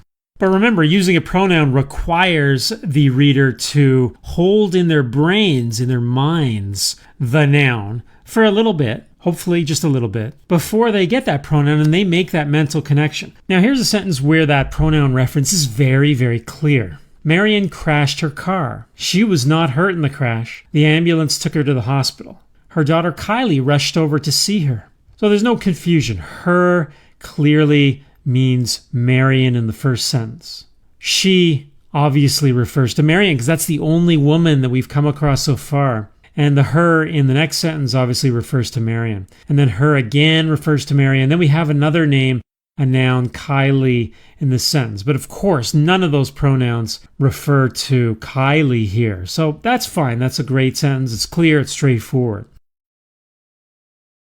A big problem in writing, however, comes when this pronoun antecedent relationship, which is the noun, an antecedent simply means what comes before, breaks down. So that's when we don't know what the noun is that this pronoun is actually referring to. So for example, let me give you this sentence. Sally and Mary spent the night at her house. So So when we think about what the antecedent is, so that's what noun comes before this pronoun, well, the first thing we think is it's probably Mary because she's the closest person to the her pronoun. But it could actually be Sally. Maybe it's Sally's house. So how do you correct this? And how do you correct any ambiguity in a pronoun-noun reference? Well, why don't you just drop the noun back in? So you could say Sally and Mary spent the night at Sally's house.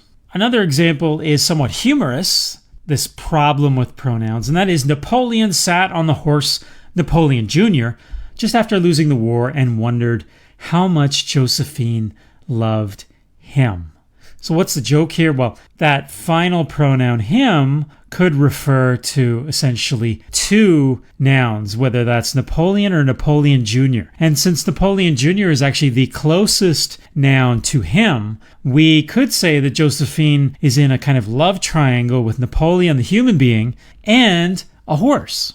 This may seem far-fetched, but a lot of times when we have these pronoun antecedent problems, there are these points of laughter, points of jokes because of that unclear pronoun. So what would you do with that? Well, you could simply change it to Napoleon sat on the horse Napoleon Jr. just after losing the war. Napoleon wondered how much Josephine loved him. Here, there is no joke. It's him referring backwards to Napoleon. There's another problem with this pronoun antecedent situation, and that is when we use the generalized they. They is a pronoun meaning plural. It means multiple people or things. So you could say, for example, in Newfoundland, they used to have a lot of fish. Or, when someone breaks a bone, they have to have a cast put on. So in both of these sentences, if you draw an arrow back from they to find the noun, well, you have a problem. You have a grammatical problem of number. So Newfoundland, in the first example, which is before that pronoun they, is singular. So there's only one Newfoundland, yet the pronoun is plural. So that's a grammatical problem. And in the second sentence, someone is a singular human being, and they is plural. So if you draw the arrow back from they, you do not have a noun, for example, and you also have another pronoun that is actually singular, someone. So why does this matter? Why does this really specific pronoun antecedent thing cause any consternation for people? Well, it's not a huge problem, but if you're doing this a lot in your writing, readers have trouble following you. And if they're having trouble following you, they're losing faith in you as a writer. So it's not that your sentences are awful, it's not that they're falling apart, the way a car might be falling apart if it's breaking down, but there's something loose in the sentence. It takes away from clarity, it takes away from the sense of reliability of the sentence and the writer. Also, a lot of times people use pronouns right at the start of a sentence. So I've argued in a previous lecture that we should always start sentences with the doer of an action. So she did this, they did that, John did this, whatever. But sometimes people start sentences like this. It was an unparalleled boxing match at the arena tonight. There were many fans of the singer. It is an awful night for a wedding proposal. Well, if you try to draw your line back from those pronouns to find the noun, you have nothing. Because actually, in the first and third sentences, the noun that the pronoun's referring to is actually after. And that's a problem. We have to wait to encounter what the noun is. And then there were, we have a pronoun there that has no antecedent, and we have also a dead verb, were. So how could you edit this? Well, you could just say something like the boxing match at the arena tonight was unparalleled. You could also say the singer had many fans. You could also say the night is awful for a wedding proposal. So those are some very simple ways, moving the doers of the action to the head of the sentence, to the start of the sentence, so we don't have these unclear or vague pronouns. So keep this pronoun lesson in mind, and when you're going back and editing your work, look for those pronouns and just make sure that reference is very tight to the noun. Make sure there is a noun before that. If you want to change things, drop in a noun again and replace that pronoun and make it easier on the reader. I think also this lesson can help you to see your sentences in a relational sense, that words relate to other words in sentences. And this I for pronoun reference, pronoun antecedent reference, can help you develop that sense of objective editing of your sentences. Being an original writer, that is, expressing new, fresh ideas in a voice that is uniquely yours, is very difficult, particularly if you're a beginning writer. Many new writers tend to bend under the weight of literary, cultural influences. They like to emulate the styles of other writers. Sometimes they even copy exact phrasings, as we see with plagiarism in university and college papers. Sometimes those beginning writers draw on old sayings passed down from their grandparents and their grandparents' parents. Essentially, they copy ideas. Now, contrary to what you might think, original language, original writing is not language that's never been written or spoken before. That is impossible. We share a language, we share a culture. We have to use the common linguistic resources that we have to make meaning. Without those common linguistic resources, we wouldn't be able to communicate at all. Writing just cannot be an individual task without any influence at all. So the writer, that imaginary great writer who seems unaffected by his or her culture, doesn't exist. So I define originality in a different way. You can be original within limits of your culture and your language, but I think of originality as frequency. So words that circulate frequently are too familiar, so they do not feel fresh and original. But infrequently used language looks and sounds interesting. Your readers won't have seen it before on the page, or at least not that often. So this idea of frequent versus infrequent should guide you as a writer, because readers, particularly teachers and editors, delight in original language.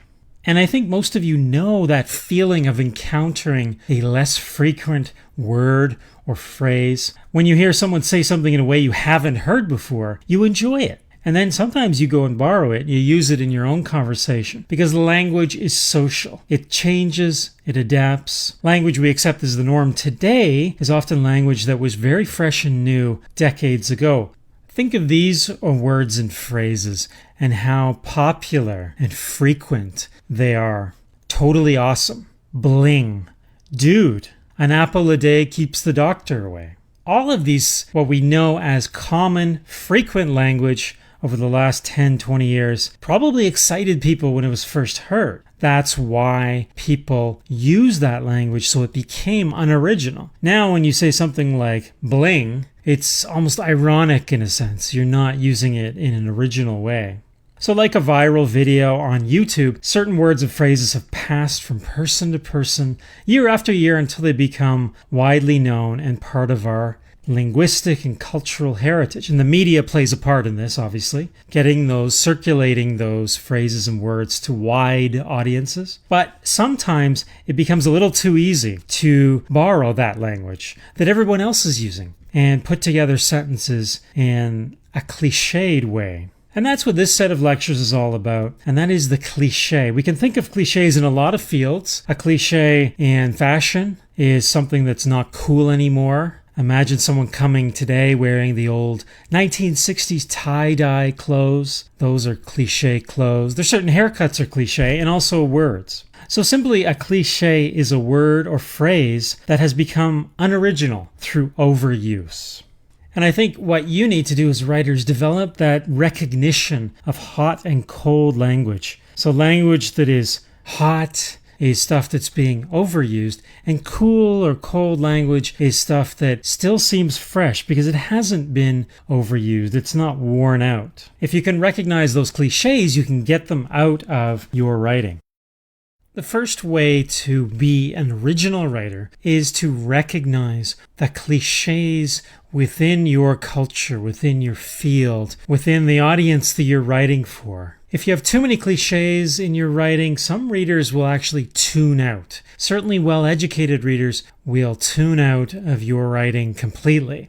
So what are cliches? What do they look like? Well, many cliches are passed down sayings from generation to generation. Sometimes we've forgotten that they have a history. In my writing classes, I'll often ask students to tell me the meaning or the origins behind the cliche once in a blue moon. So let's say I put that in a sentence like, he cleans his room once in a blue moon. Now we know once in a blue moon is a very common cliche. It's a well-worn phrase. It doesn't have any originality at all. And we know intuitively in the English language that cliche means he cleans his room infrequently. But what's the blue moon part all about? Now I had to look this up. I didn't know what blue moon really meant. So if you look it up on the cliche sites, and you can go to websites and find cliches, it is simply when you get 2 full moons in the same month. And it has nothing to do with being blue. So this cosmic rarity happens only about every 28 to 30 months. That's why we get that feeling that it's a rare event. But I had to look that up. So what culture would have produced this metaphor? Well, it's not our digital age. We don't even look at the moon much anymore. We're more rooted in our computers. Instead, the once in a blue moon cliche would have been rooted in a natural world where farmers took a key interest in the changes in our environment, the sun, the moon. Now, our lives today don't depend on these factors anymore, so our cliches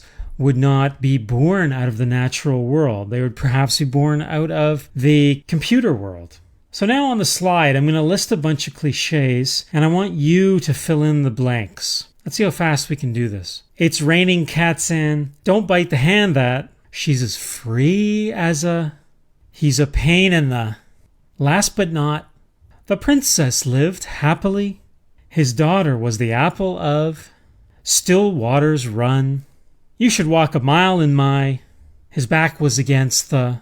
I'm sure you could fill in those fairly easily. And that's because these are just such common phrases. They are so unoriginal that you could actually know the end of the sentence without me actually telling you. And you don't want your readers to know where you're going before they even get to the end of the sentence. Now here are some longer cliche sentences. See if you can pick out the cliches. We are sick and tired of the tried and true approach to office management and are seeking a breath of fresh air from the new plan. It was raining cats and dogs, but we slept like logs through the storm. She stopped dead in her tracks. Lying on the floor was her son, crying his eyes out. I get a kick out of seeing you have a whale of a good time. The naked truth is that he's the ace in the hole for the company. So I made these up, but these kinds of cliches get used very often. Finally, let's look at a few phrases and words that are cliche now that remind us of a different era. If I say to you, we're going to be talking jive, or everything's very groovy, you probably think of the 1960s and 1970s. The cliche word awesome reminds me at least of the 1980s. The phrase my bad, if you grew up in the US or Canada in the 1990s, you probably heard that a lot. Now, most of us don't use these phrases that much anymore because they've kind of died off a bit. And if you use them, it might be as a joke. So in this lecture, I've given you a basic appreciation of cliches, well-worn phrases. Now it's your turn to develop your eye for finding these, because of course I can't list them all. I mentioned in this lecture there are cliche sites. You can go to those websites and look around and search for some cliches if you're not sure exactly what is a cliche.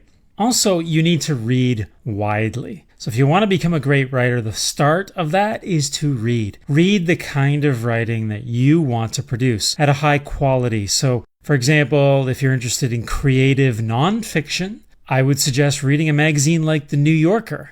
There are no cliches in The New Yorker. There's a lot of originality. And if you're reading that kind of material regularly, then you will intuitively understand what is fresh in culture today, in language today. So if cliches are so bad, why do we still see them? We even see them in the mainstream media. We see politicians using them. We see journalists. How do they slip into other people's writing? Well, first of all, one could be a lack of awareness. So if you don't know what's a cliche, then of course you're going to use them in your newspaper articles, your websites, your blogs, your books. If you're not reading the works of other people in whatever area you enjoy, high-quality writers, you won't know what words and phrases have reached that status, that high point of frequency as a cliche. Also, if you are not born in a English-speaking or Western country or culture, you may not recognize some phrases you hear or use as cliches. Now, if you're born here, you probably recognize it, as I have been born in a Western country, English-speaking country. But if you're new to the West, you're new to English, you may not recognize that because you're totally new to this. But in your own language, in your own culture that you were born into, I'm sure there are cliches as well, but they might be a little different than the ones we use. Cliches are often used also as an easy way out.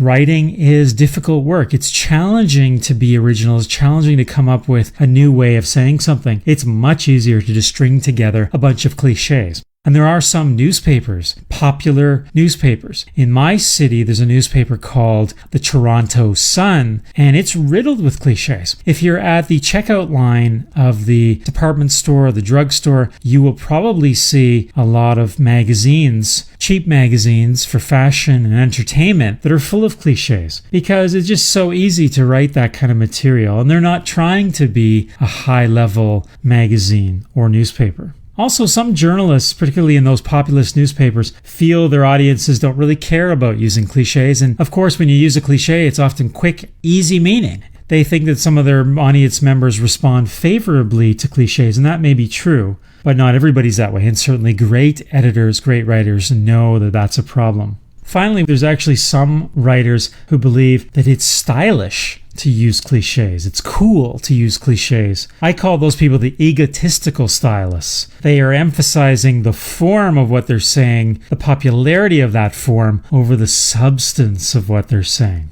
So look back to your previous writing, maybe take a piece of writing that you wrote last year or a few months ago, and look around, see if you've got cliches. And try to edit them out. Try to change them. This is going to be challenging. It's hard work to be original, but it's important to be able to recognize these cliches popping up in your writing.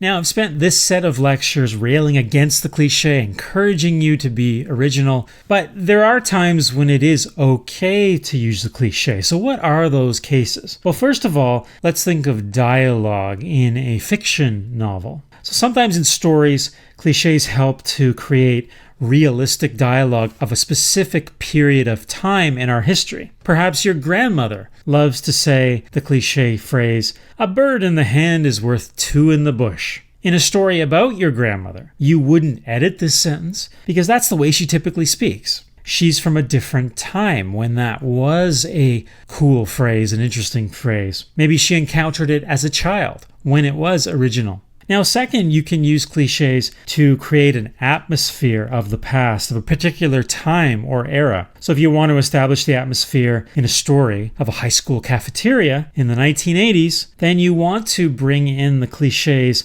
that belong to that 1980s period. If you want to establish the atmosphere of a factory assembly line, then I'm sure there are cliches that belong to that scene that'll help you capture that feeling well.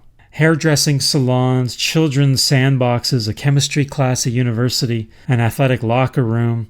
There are cliches in all of those spaces now and also in the past. The third time that cliches are okay is when you are playing with them. So if you want to switch them up a bit, you can change them. For example, think of the old phrase, "a bull in a china shop." Have you ever heard that phrase? That's supposed to mean that someone who is not delicate, they're running around, they're just wild and crazy, and they're destroying things. Well, maybe somebody could change it to "a bull in a pastry shop," which may have some different meanings. There's an old saying, "cool as a cucumber." What if you change it to "cool as a carrot"? Maybe that says something different. Also, comedians use cliches all the time, and they're giving us a little wink. They're not trying to be original with these. A few years ago, there was a great National Hockey League commercial in Canada that poked fun at sports cliches. So a lot of professional athletes will say things in a cliched way like, "I'm going to give 110% today. I'm going to take it one day at a time."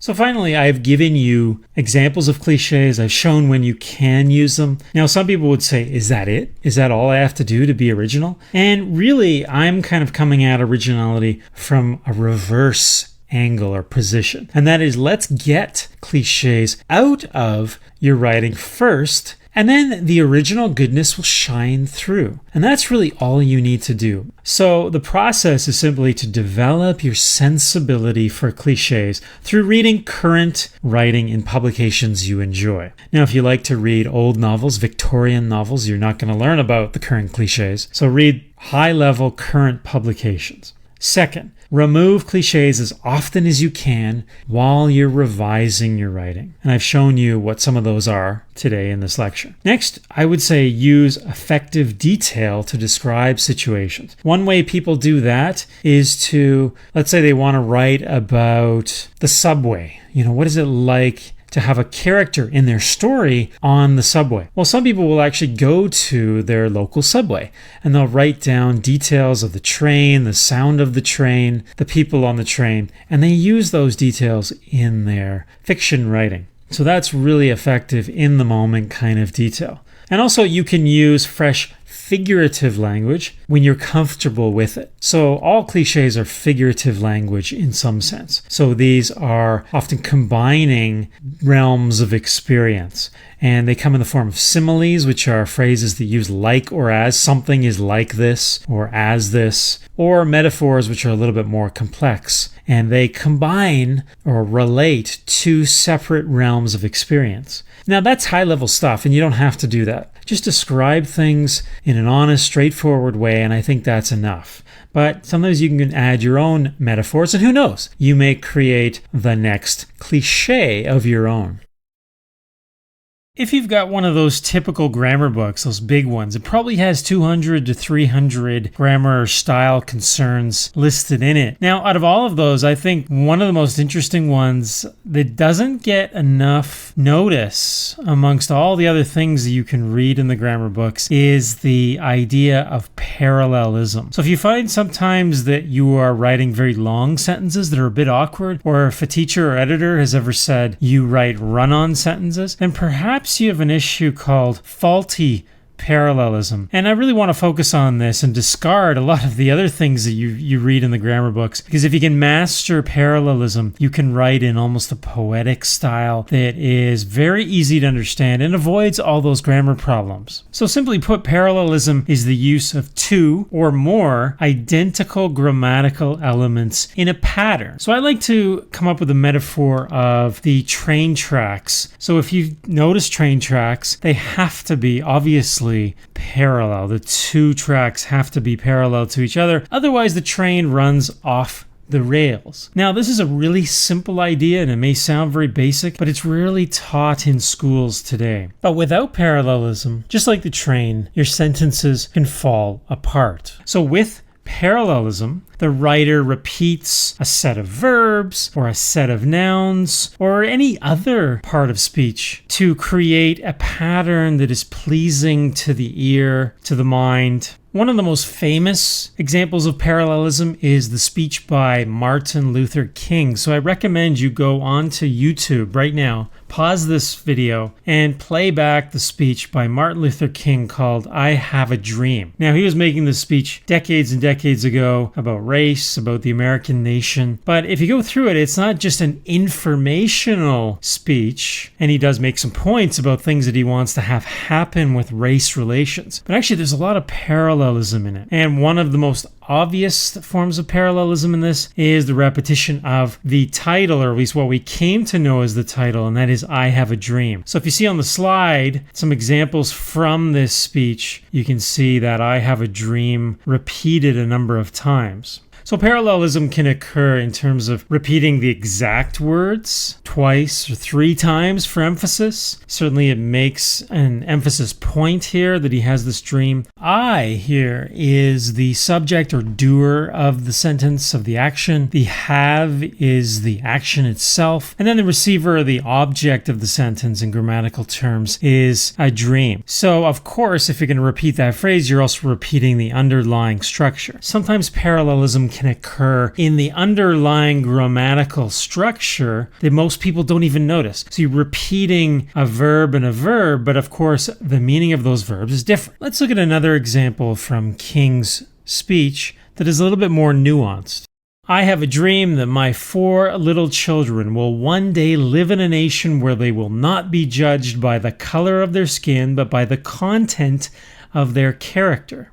So in that case, we have parallelism in a couple of spots. Now there's the repetition of noun, but then there's a slight variation there with the next noun, which is skin, and that shifts to characters. They're both nouns, so the underlying structure is repeated. There's a noun at the end of that. And preceding those, obviously, is the pronouns there, which are repeated, obviously. But it is this poetic parallelism that makes this line very memorable. So this idea that we shouldn't judge people on the color of their skin, but the content of their characters. When you put things into parallel series, as they're called, like that train tracks repetition here, it's also more memorable for people. So a lot of people can quote from large parts of the speech, even today, many years later, because it was put in that parallel series. And this is the trick of poetry. This is what is known by poets to make their work more memorable. Songs, popular pop songs, are written in parallel series. The whole structure of a song often has repetition. So you can use that in prose, full sentences, for great effect. Readers like this poetry. It's pleasing to the ear. It makes sentences well structured and memorable. So as with the Martin Luther King speech, I Have a Dream that I mentioned earlier, some parallelism is so obvious. It's so clear. So on the slide, I want to show you what is called some surface parallelism examples. Kind of like the Martin Luther King speech. The first sentence is, I ran and ran and ran away from the monster. So what does this suggest? Well, it suggests the person ran a lot. Now, you could just say I ran a lot. I ran far to get away from the monster. But by just having the reader experience the ran, we get that sense that there was a lot of running. Imagine if the second sentence was written, Mozart composed and composed and composed until the music sounded right. Well, that says, in that repetition of the verbs compose, that he did a lot of work. It wasn't like he just took 10 minutes and came up with this stuff. It took a long time. And then also you could say something out of the Fast and Furious movies. The Ferrari drifted and drifted on the dirt road. So it was doing a lot of drifting. So those are pretty obvious. But sometimes parallelism is less obvious to the reader.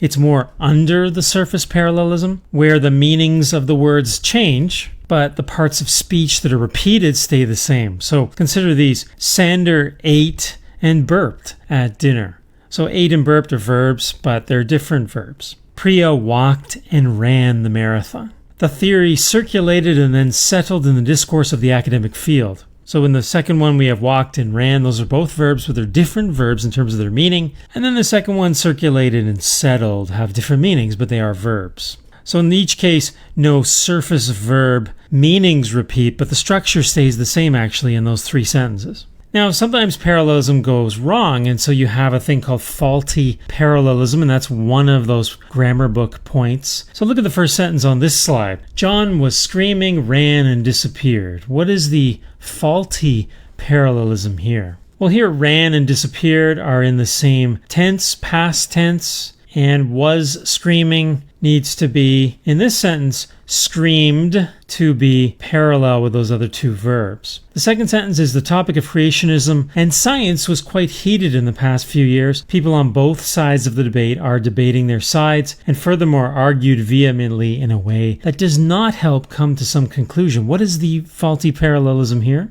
Well, are debating is in present tense, and then argued is in past tense, so we don't have those train tracks of equal grammatical parts of speech. Finally, Kat Thompson presents and explained the legal case. We have 2 verbs there, presents and explained, but one is in present tense, one is in past, so they need to be changed back to the same tenses here, the same forms in these 3 sentences. Now let's turn to some more examples of parallelism, specifically what are called single element parallel series. And I have 5 of these series to share with you today.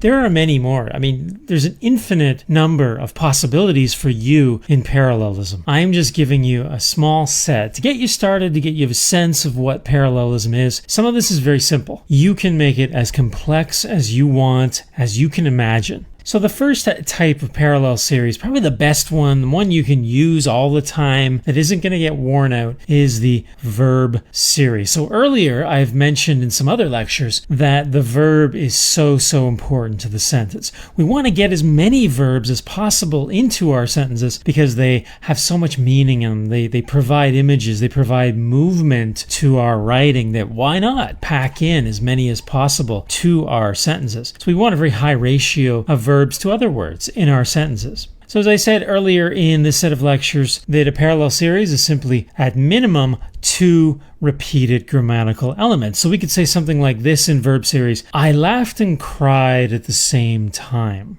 So laughed and cried. 1, 2. How about this example? Larissa studied for that calculus exam, which gives off extra meaning. So of course we have that repetition of the 3 verbs, but also we know she studied a lot.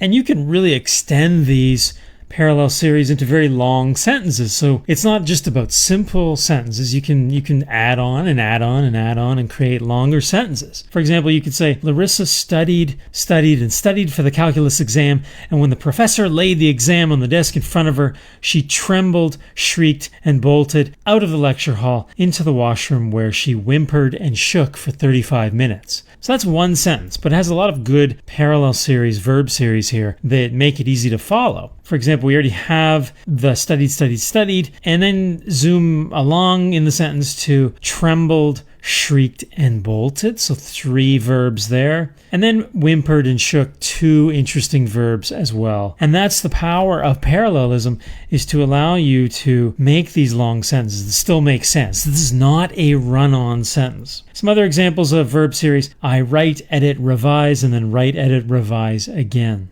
Or how about this one? John ate, drank more, drank too much, and he talked more and said more than he ever should have said. Now you can create a surprise in these series. So if the final element, the final verb, changes our impression of the sentence, it plays with the word. So for example, you could say, in the summer we swam, hiked, laughed, and kissed. In the winter we studied, worked, complained, and fought. So that's verb series. Get these verbs into your writing as much as possible. You can't overdo it.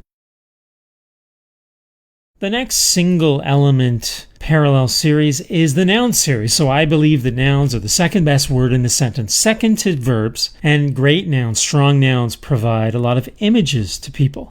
Well, we can also just put them in a list. We can put them in a series for effect. So we could say something like, Julia, Tarn, Mark, Kuldeep, and Kwanzaa presented the sales pitch. So that puts the nouns, and these are names, in the start or the doer part of the sentence. So Julia, Tarn, Mark, Kuldeep, and Kwanzaa, they are all presenting the sales pitch. We didn't have to say Julia presented the sales pitch, Tarn presented the sales pitch, Mark presented the sales pitch, on and on and on. We can all combine those things. Now also you can reverse this and put the series, the noun series, at the end of the sentence. So we could say, I saw on his desk a dictionary, a thesaurus, a pen, a disc, a computer, a cup, an Oreo, and an aspirin. And there, like the verb series that I've talked about in an earlier lecture, we have a little bit of a surprise there at the end, the aspirin. So it says that maybe he's got a headache when he's sitting at that desk.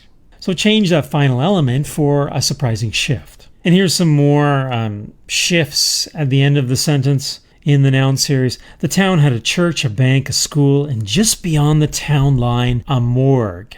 So we can imagine when we get that sentence that this story is probably going to deal with what happens at that morgue. In an academic example, we could say Peterson's quantitative analysis project showed increases, decreases, and mistakes. So his study is problematic, and that's told by that final noun that shifts our perspective. And here's one that might have come out of something like a Stephen King story. After the accident, I saw scattered on the highway a seat, a tire, a suitcase, a doll, and a head.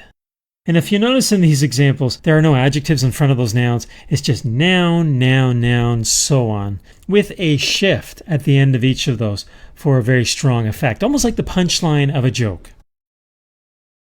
You can also put adjectives, so those are the words that modify nouns, into series. One big problem with writing, particularly in beginning writers of fiction, is to pepper adjectives all over their writing. So every noun has an adjective. It can become heavy. It can become a problem. What you need to do is inject adjectives using series, so using a parallel series. Inject those into sentences at the right moment. So for example, you could say gray, motionless, dull clouds hung over the picnic. So we have 1, 2, 3 adjectives, then we get the noun, and then we move on with the sentence. You could say detailed, coherent, well-argued writing makes Dr. Kilgore's book a pleasure to read.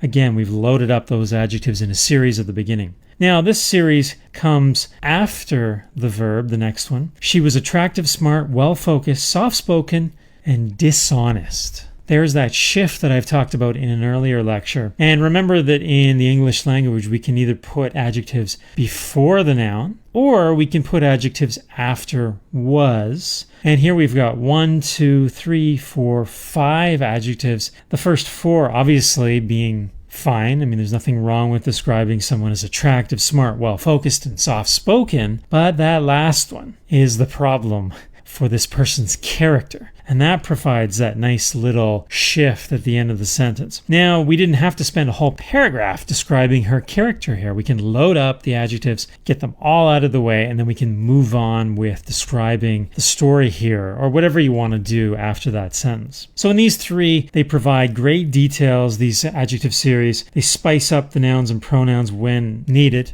But just like when you take a vodka shot at the bar, you're having a party, you're drinking, a good writer knows when to stop. You don't want to use these series over and over and over again throughout all your writing. Be careful with them. It's not like the verb series. Verb series you can use all the time as much as you want. Here, you've got to be judicious. You got to be careful of when you use these. Use these occasionally. Just like adjectives, we can get into problems with another part of speech, another word, and that is the adverb. So there's always some really bad writing out there that peppers adverbs all over the sentences. You got to be careful. You can overdo adverbs. These are words that end in ly. They modify a verb, obviously, and they can shift around sentences. They can be located in a lot of different spots, not necessarily before the verb. It can be after, it can be later on in a sentence. So what are some examples of adverb series? So these are when you want to inject some adverbs for a certain purpose, a very specific purpose, and then get out and get on and move on. You're not going to be peppering all of your sentences with adverbs. Well, you could say something like this piece that seems like it comes from a National Geographic magazine. Slowly, quietly, assuredly, the lioness circles closer and closer to a beautiful, peaceful, complacent zebra who drinks his last drink at the watering hole. So here we load up at the beginning those adverbs, slowly, quietly, assuredly. Notice also that not all adverbs have to have ly. So closer and closer modifies circles, the verb circles. So that is also an adverb, even though it doesn't have ly.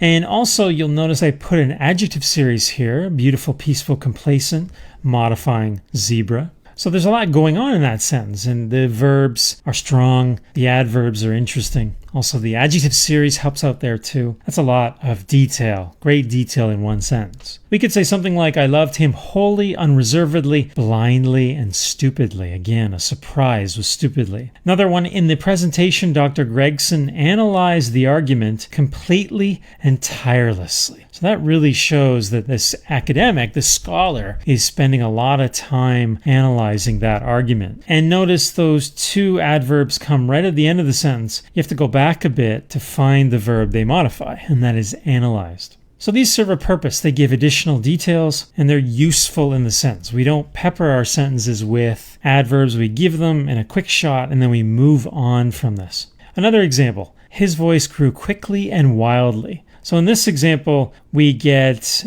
added detail. If we had just said his voice grew, we really don't know how it does that. And quickly and wildly is useful. Gives extra characterization of the man's voice. And make sure you test your usage of adverbs. If you can knock them off and the meaning is fine, then why would you use them? These are only used in certain moments to add a little bit of detail to those verbs. The final parallel series that I want to give you as a spark, a way of starting out on this idea, is the preposition series. So what is a preposition? Well, it's simply small linking words. For example, words like on, under, beside, during, and there's so many of these. And these express relationships between other words, between subjects and objects, according to space, logic, and time. Now, prepositions don't get much attention in the grammar books. They're just little words. We often don't even think about them very much. And they draw the most attention often when they end a sentence. So some grammarians believe that you should not end a sentence with, for example, the word to, which is a preposition. But we think they deserve a little bit more attention, and they can be used to great effect.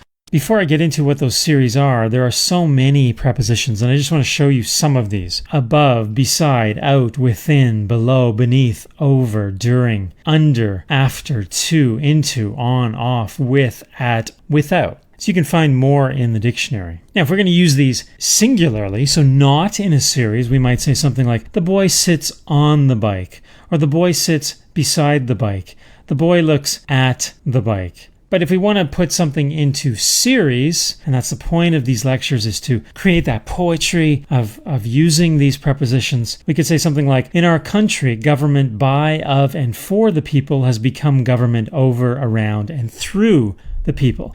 Now, by, of, and for the people was an old saying from centuries ago discussing political philosophy. And this has been turned around a bit. They've done another parallel series, a companion to by, of, for, which is 1, 2, 3 prepositions, and that is over, around, and through, 1, 2, 3 again. And what does that say about this current government? Well, it's saying that they are corrupt. We could also say we looked in, around, and under the shed for that cat. So it suggests the spatial relationship between we and that cat and that shed, and that is in, around, and under. Those are the prepositions.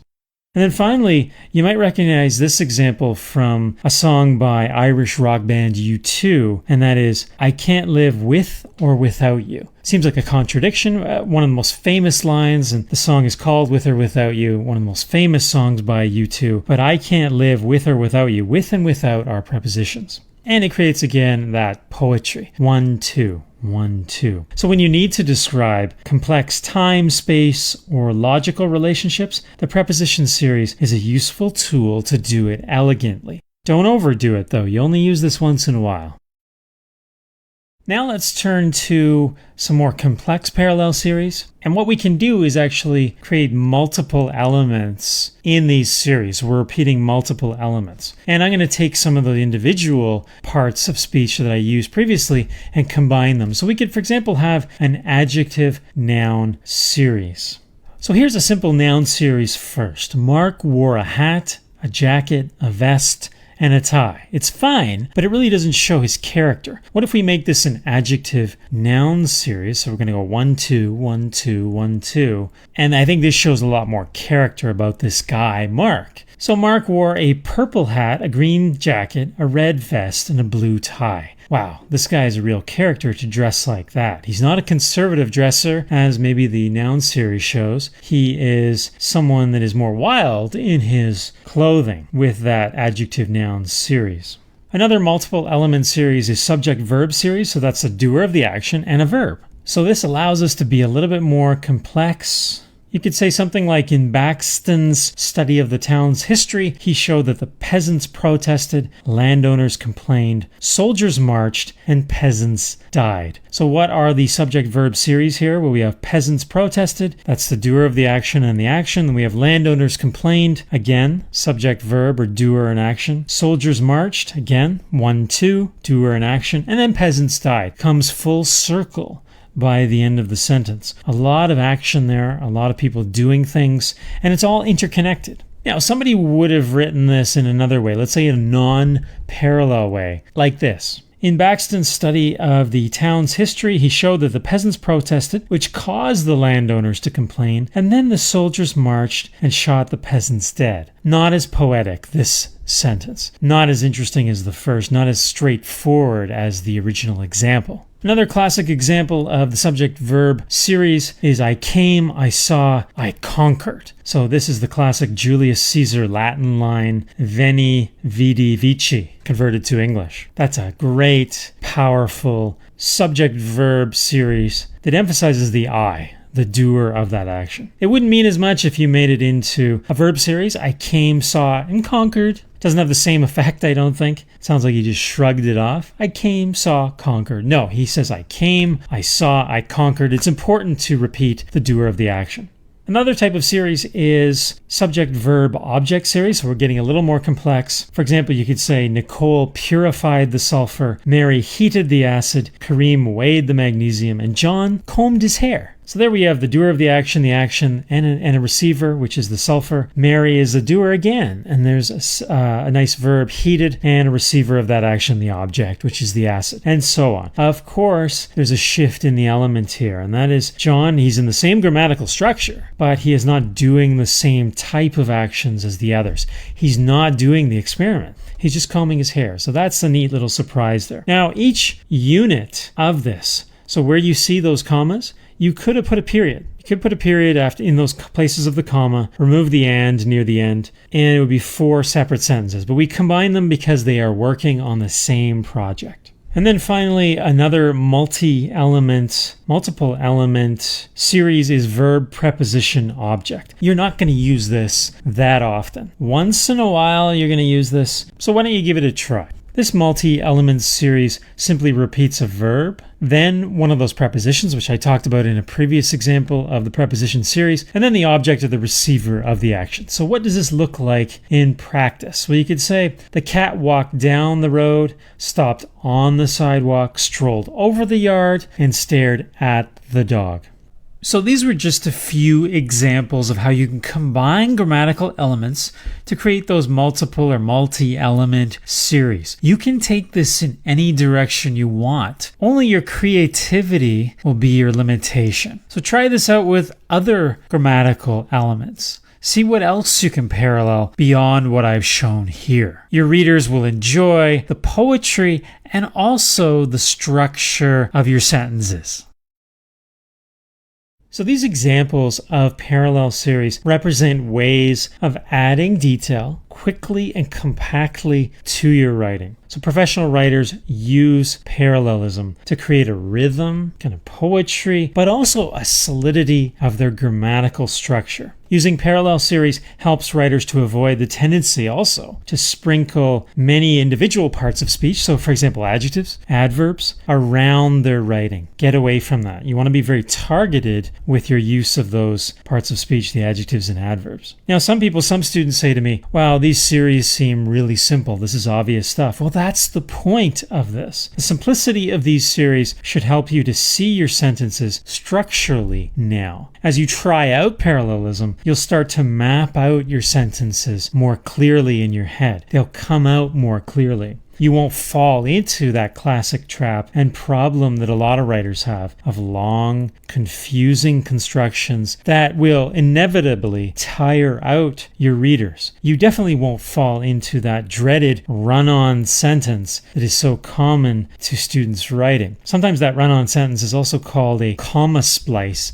I see so many comma splices in students writing where they fuse together two different parts of speech, two different elements, two different phrases that are not parallel, and it's so confusing on the reader. And you want to make your writing as straightforward, as structured as possible for the reader to follow along, and parallelism is the key to that. So I would suggest go back to some of your previous writing and see if you are doing these things, if you are possibly using faulty parallelism, falling into run-on sentences and comma splices, that sort of thing, and then restructure, edit your sentences so that you have that structure in it in the same way that Martin Luther King had structure in his famous I Have a Dream speech. Most readers won't realize what you're doing, so they won't even notice this stuff, but it's a very powerful effect. They will just enjoy it. They will just think, wow, I kind of like this writing. And you know the trick. You know the technique now to get them to have that reaction to your writing.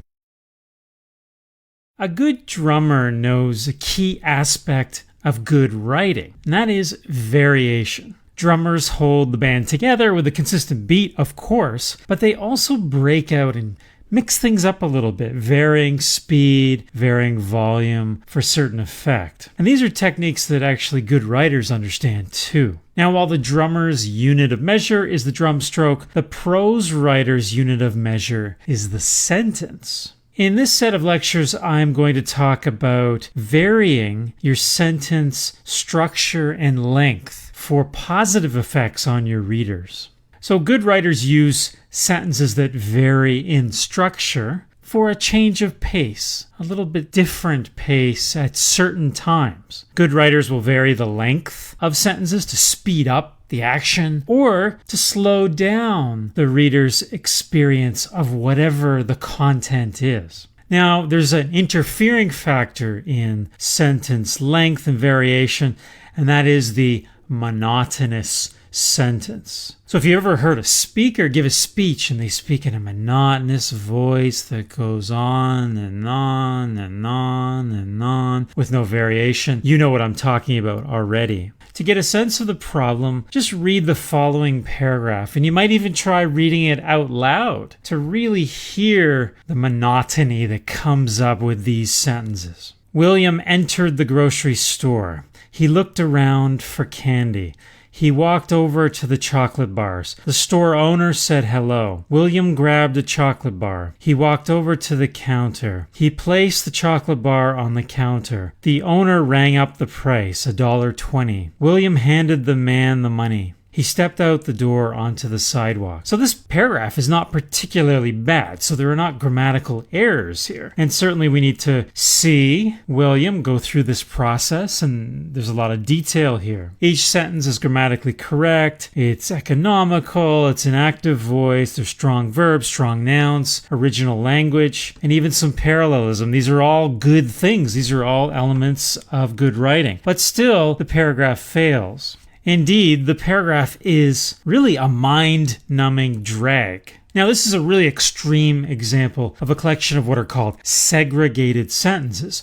So segregated sentences stand on their own. Each one focuses on one point. They're often used in description or narration. Segregated sentences are oriented towards events, things happening, not so much what goes on inside a character's mind or a person's mind. It's about the external world. So they're good building blocks of writing, but they can be overused if you're not attentive to their length. Now, the fix here is very easy. So all we need to do is vary the length of some of the sentences for effect. So here is the revised version of that.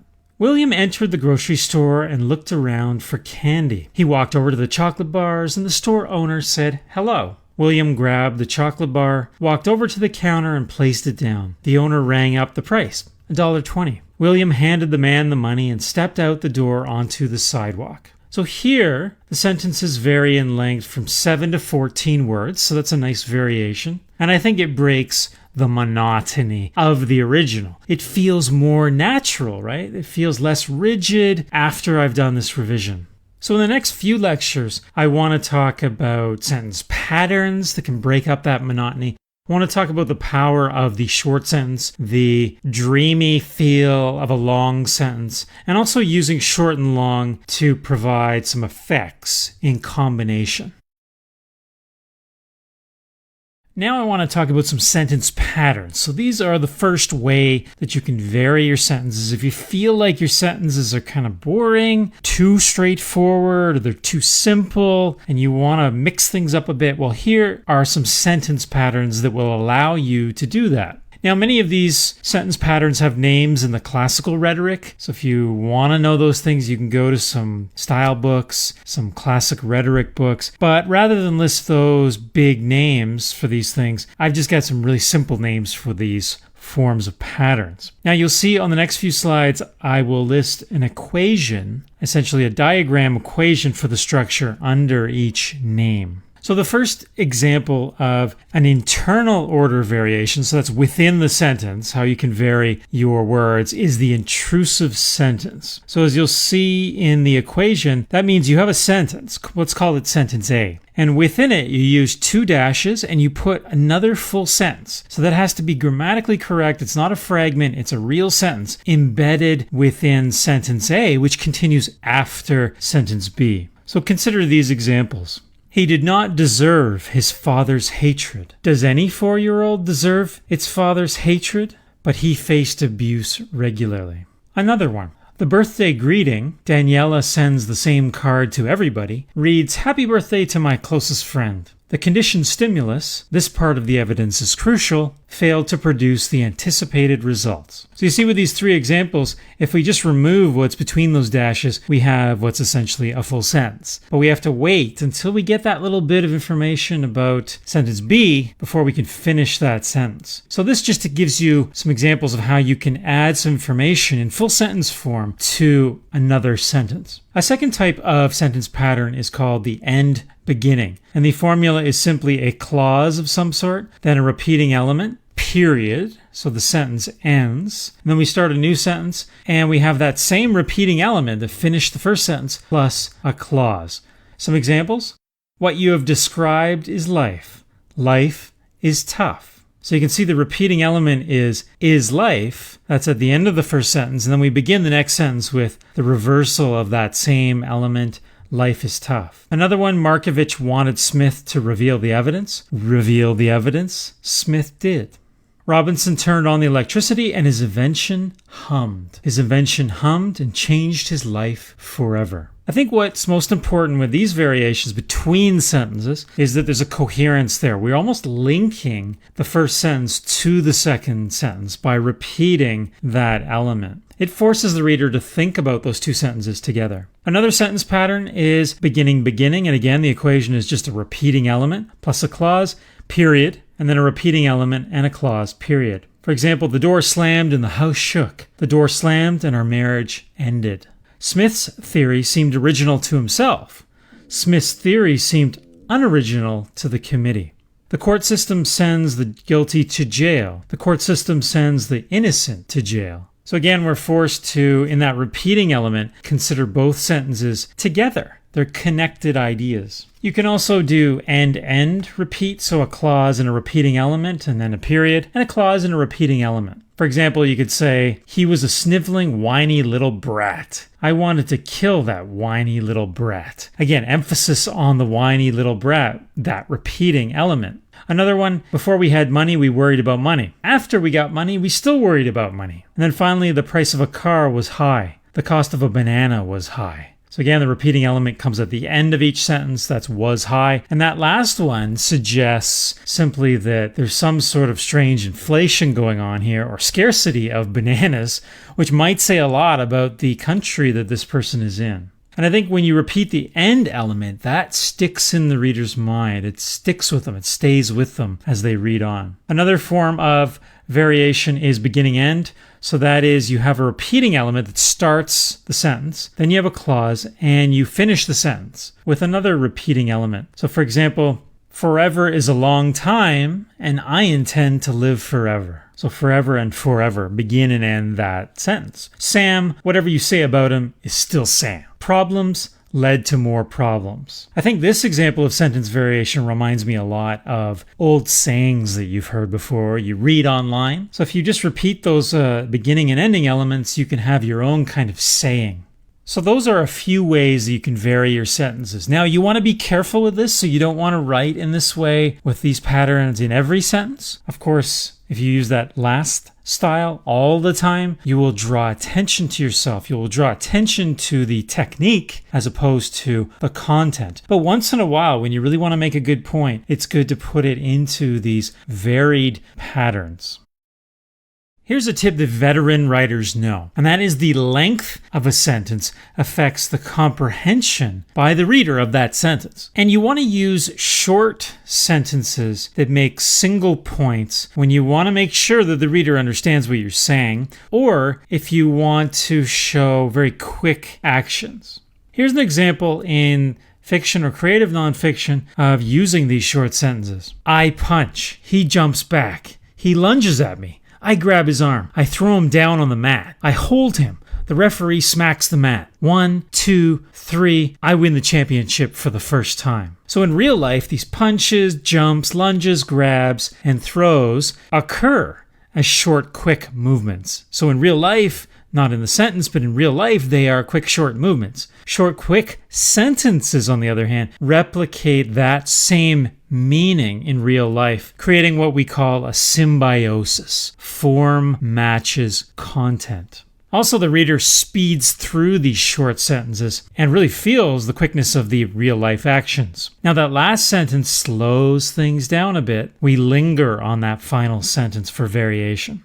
Now, when it comes to making individual points, as I said earlier, sometimes when we have long sentences, particularly in academic writing, so if you're doing any academic writing, you know that you often have these very long 20, 30, 40, even 50 word sentences that pack in so many points. But of course, that requires the reader to follow your train of thought. And if you've got a lot of points packed into a sentence, then it's harder for the reader to follow you. It's easy also for the reader to overlook something in a long sentence, and you don't want any of your points to be overlooked. So maybe in those situations, whether it's academic writing, business writing, political writing, a sequence of short sentences in the right moment, so not all the time, but in the right moment, provides points that the reader cannot overlook. So consider this sentence. During wartime, they thought traitors lurked everywhere. Your dentist could be a communist. Your butcher could be a communist. Your father could be one too. So see there, you've got 1, 2, 3, 4 sentences that are all relatively short. When the reader encounters this academic piece of writing, they certainly won't miss any of these points. The period provides a nice break, a chance to breathe mentally. So the longest sentence in this paragraph contains just 7 words. There's no ands or buts that are connecting more sentences or more clauses. Nothing at all gets lost. So those are 2 examples of when you will want to use short sentences for a powerful, powerful effect on your reader's comprehension.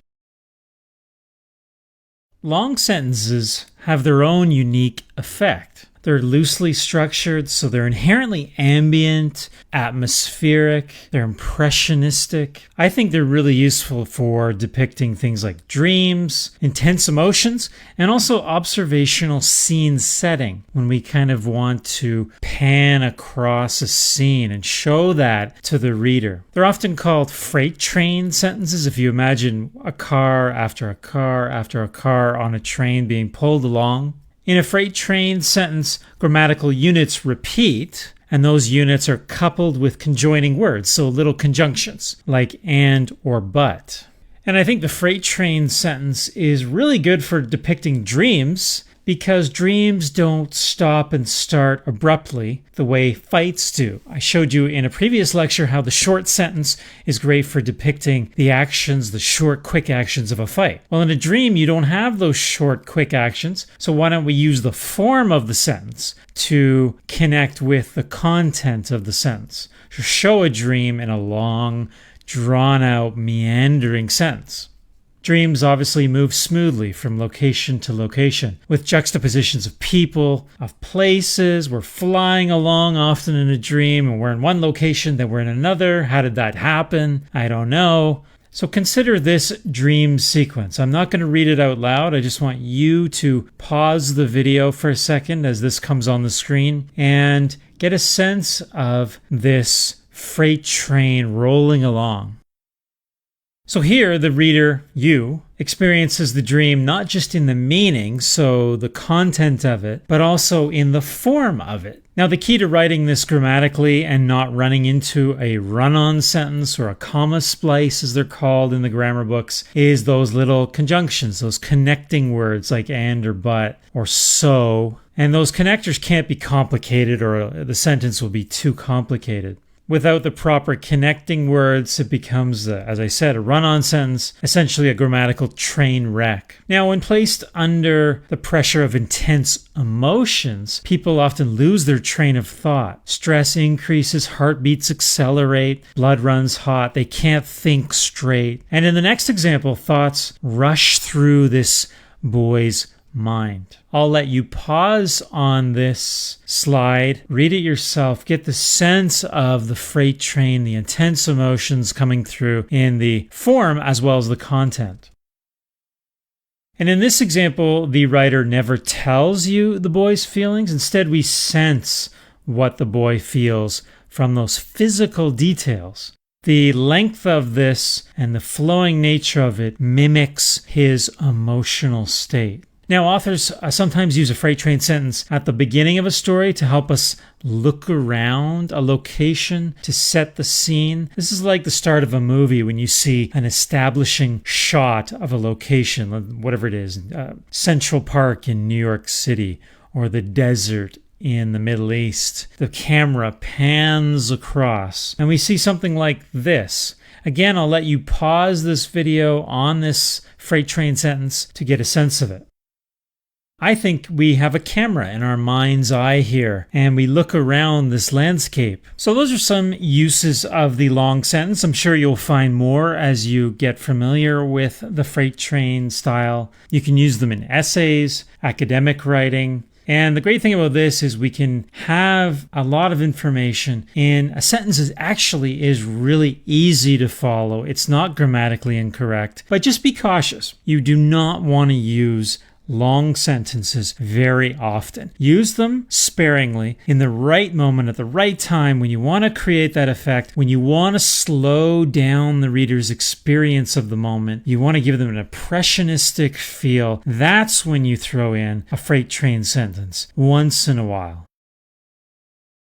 When it comes to the length of a sentence for variation, short isn't better, long isn't better. I'm not picking sides here between one or the other. A succession of short sentences, as I've shown you in these lectures, may become choppy. It may become monotonous. A succession of long sentences weighs down your writing. For the reader, it's like walking through quicksand to go through those succession of long sentences.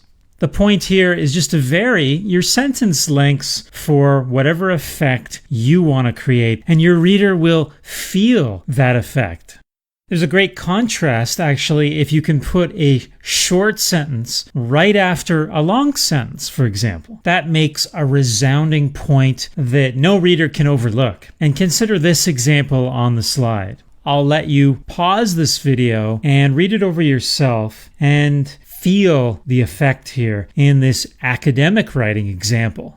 This paragraph on early Canadian newspapers includes 3 reasonably long sentences. Nobody would say those are short sentences. But what stands out is the final short sentence, partisanship reigned. It's only 2 words. It's the shortest sentence you can have in the active voice. And the author emphasizes one point, that partisanship was so important to early Canadian newspapers. It acts like an exclamation point at the end of the sentence, and it's also really a welcome break. Readers love these welcome breaks where they don't have to do much processing of the sentence. So the major point here is when you want to slow down a reader's experience for whatever reason, you use long sentences. When you want to speed up and get really fast and you want the reader to feel like they are right there with you experiencing that fast, quick, real-life movement, then use short sentences.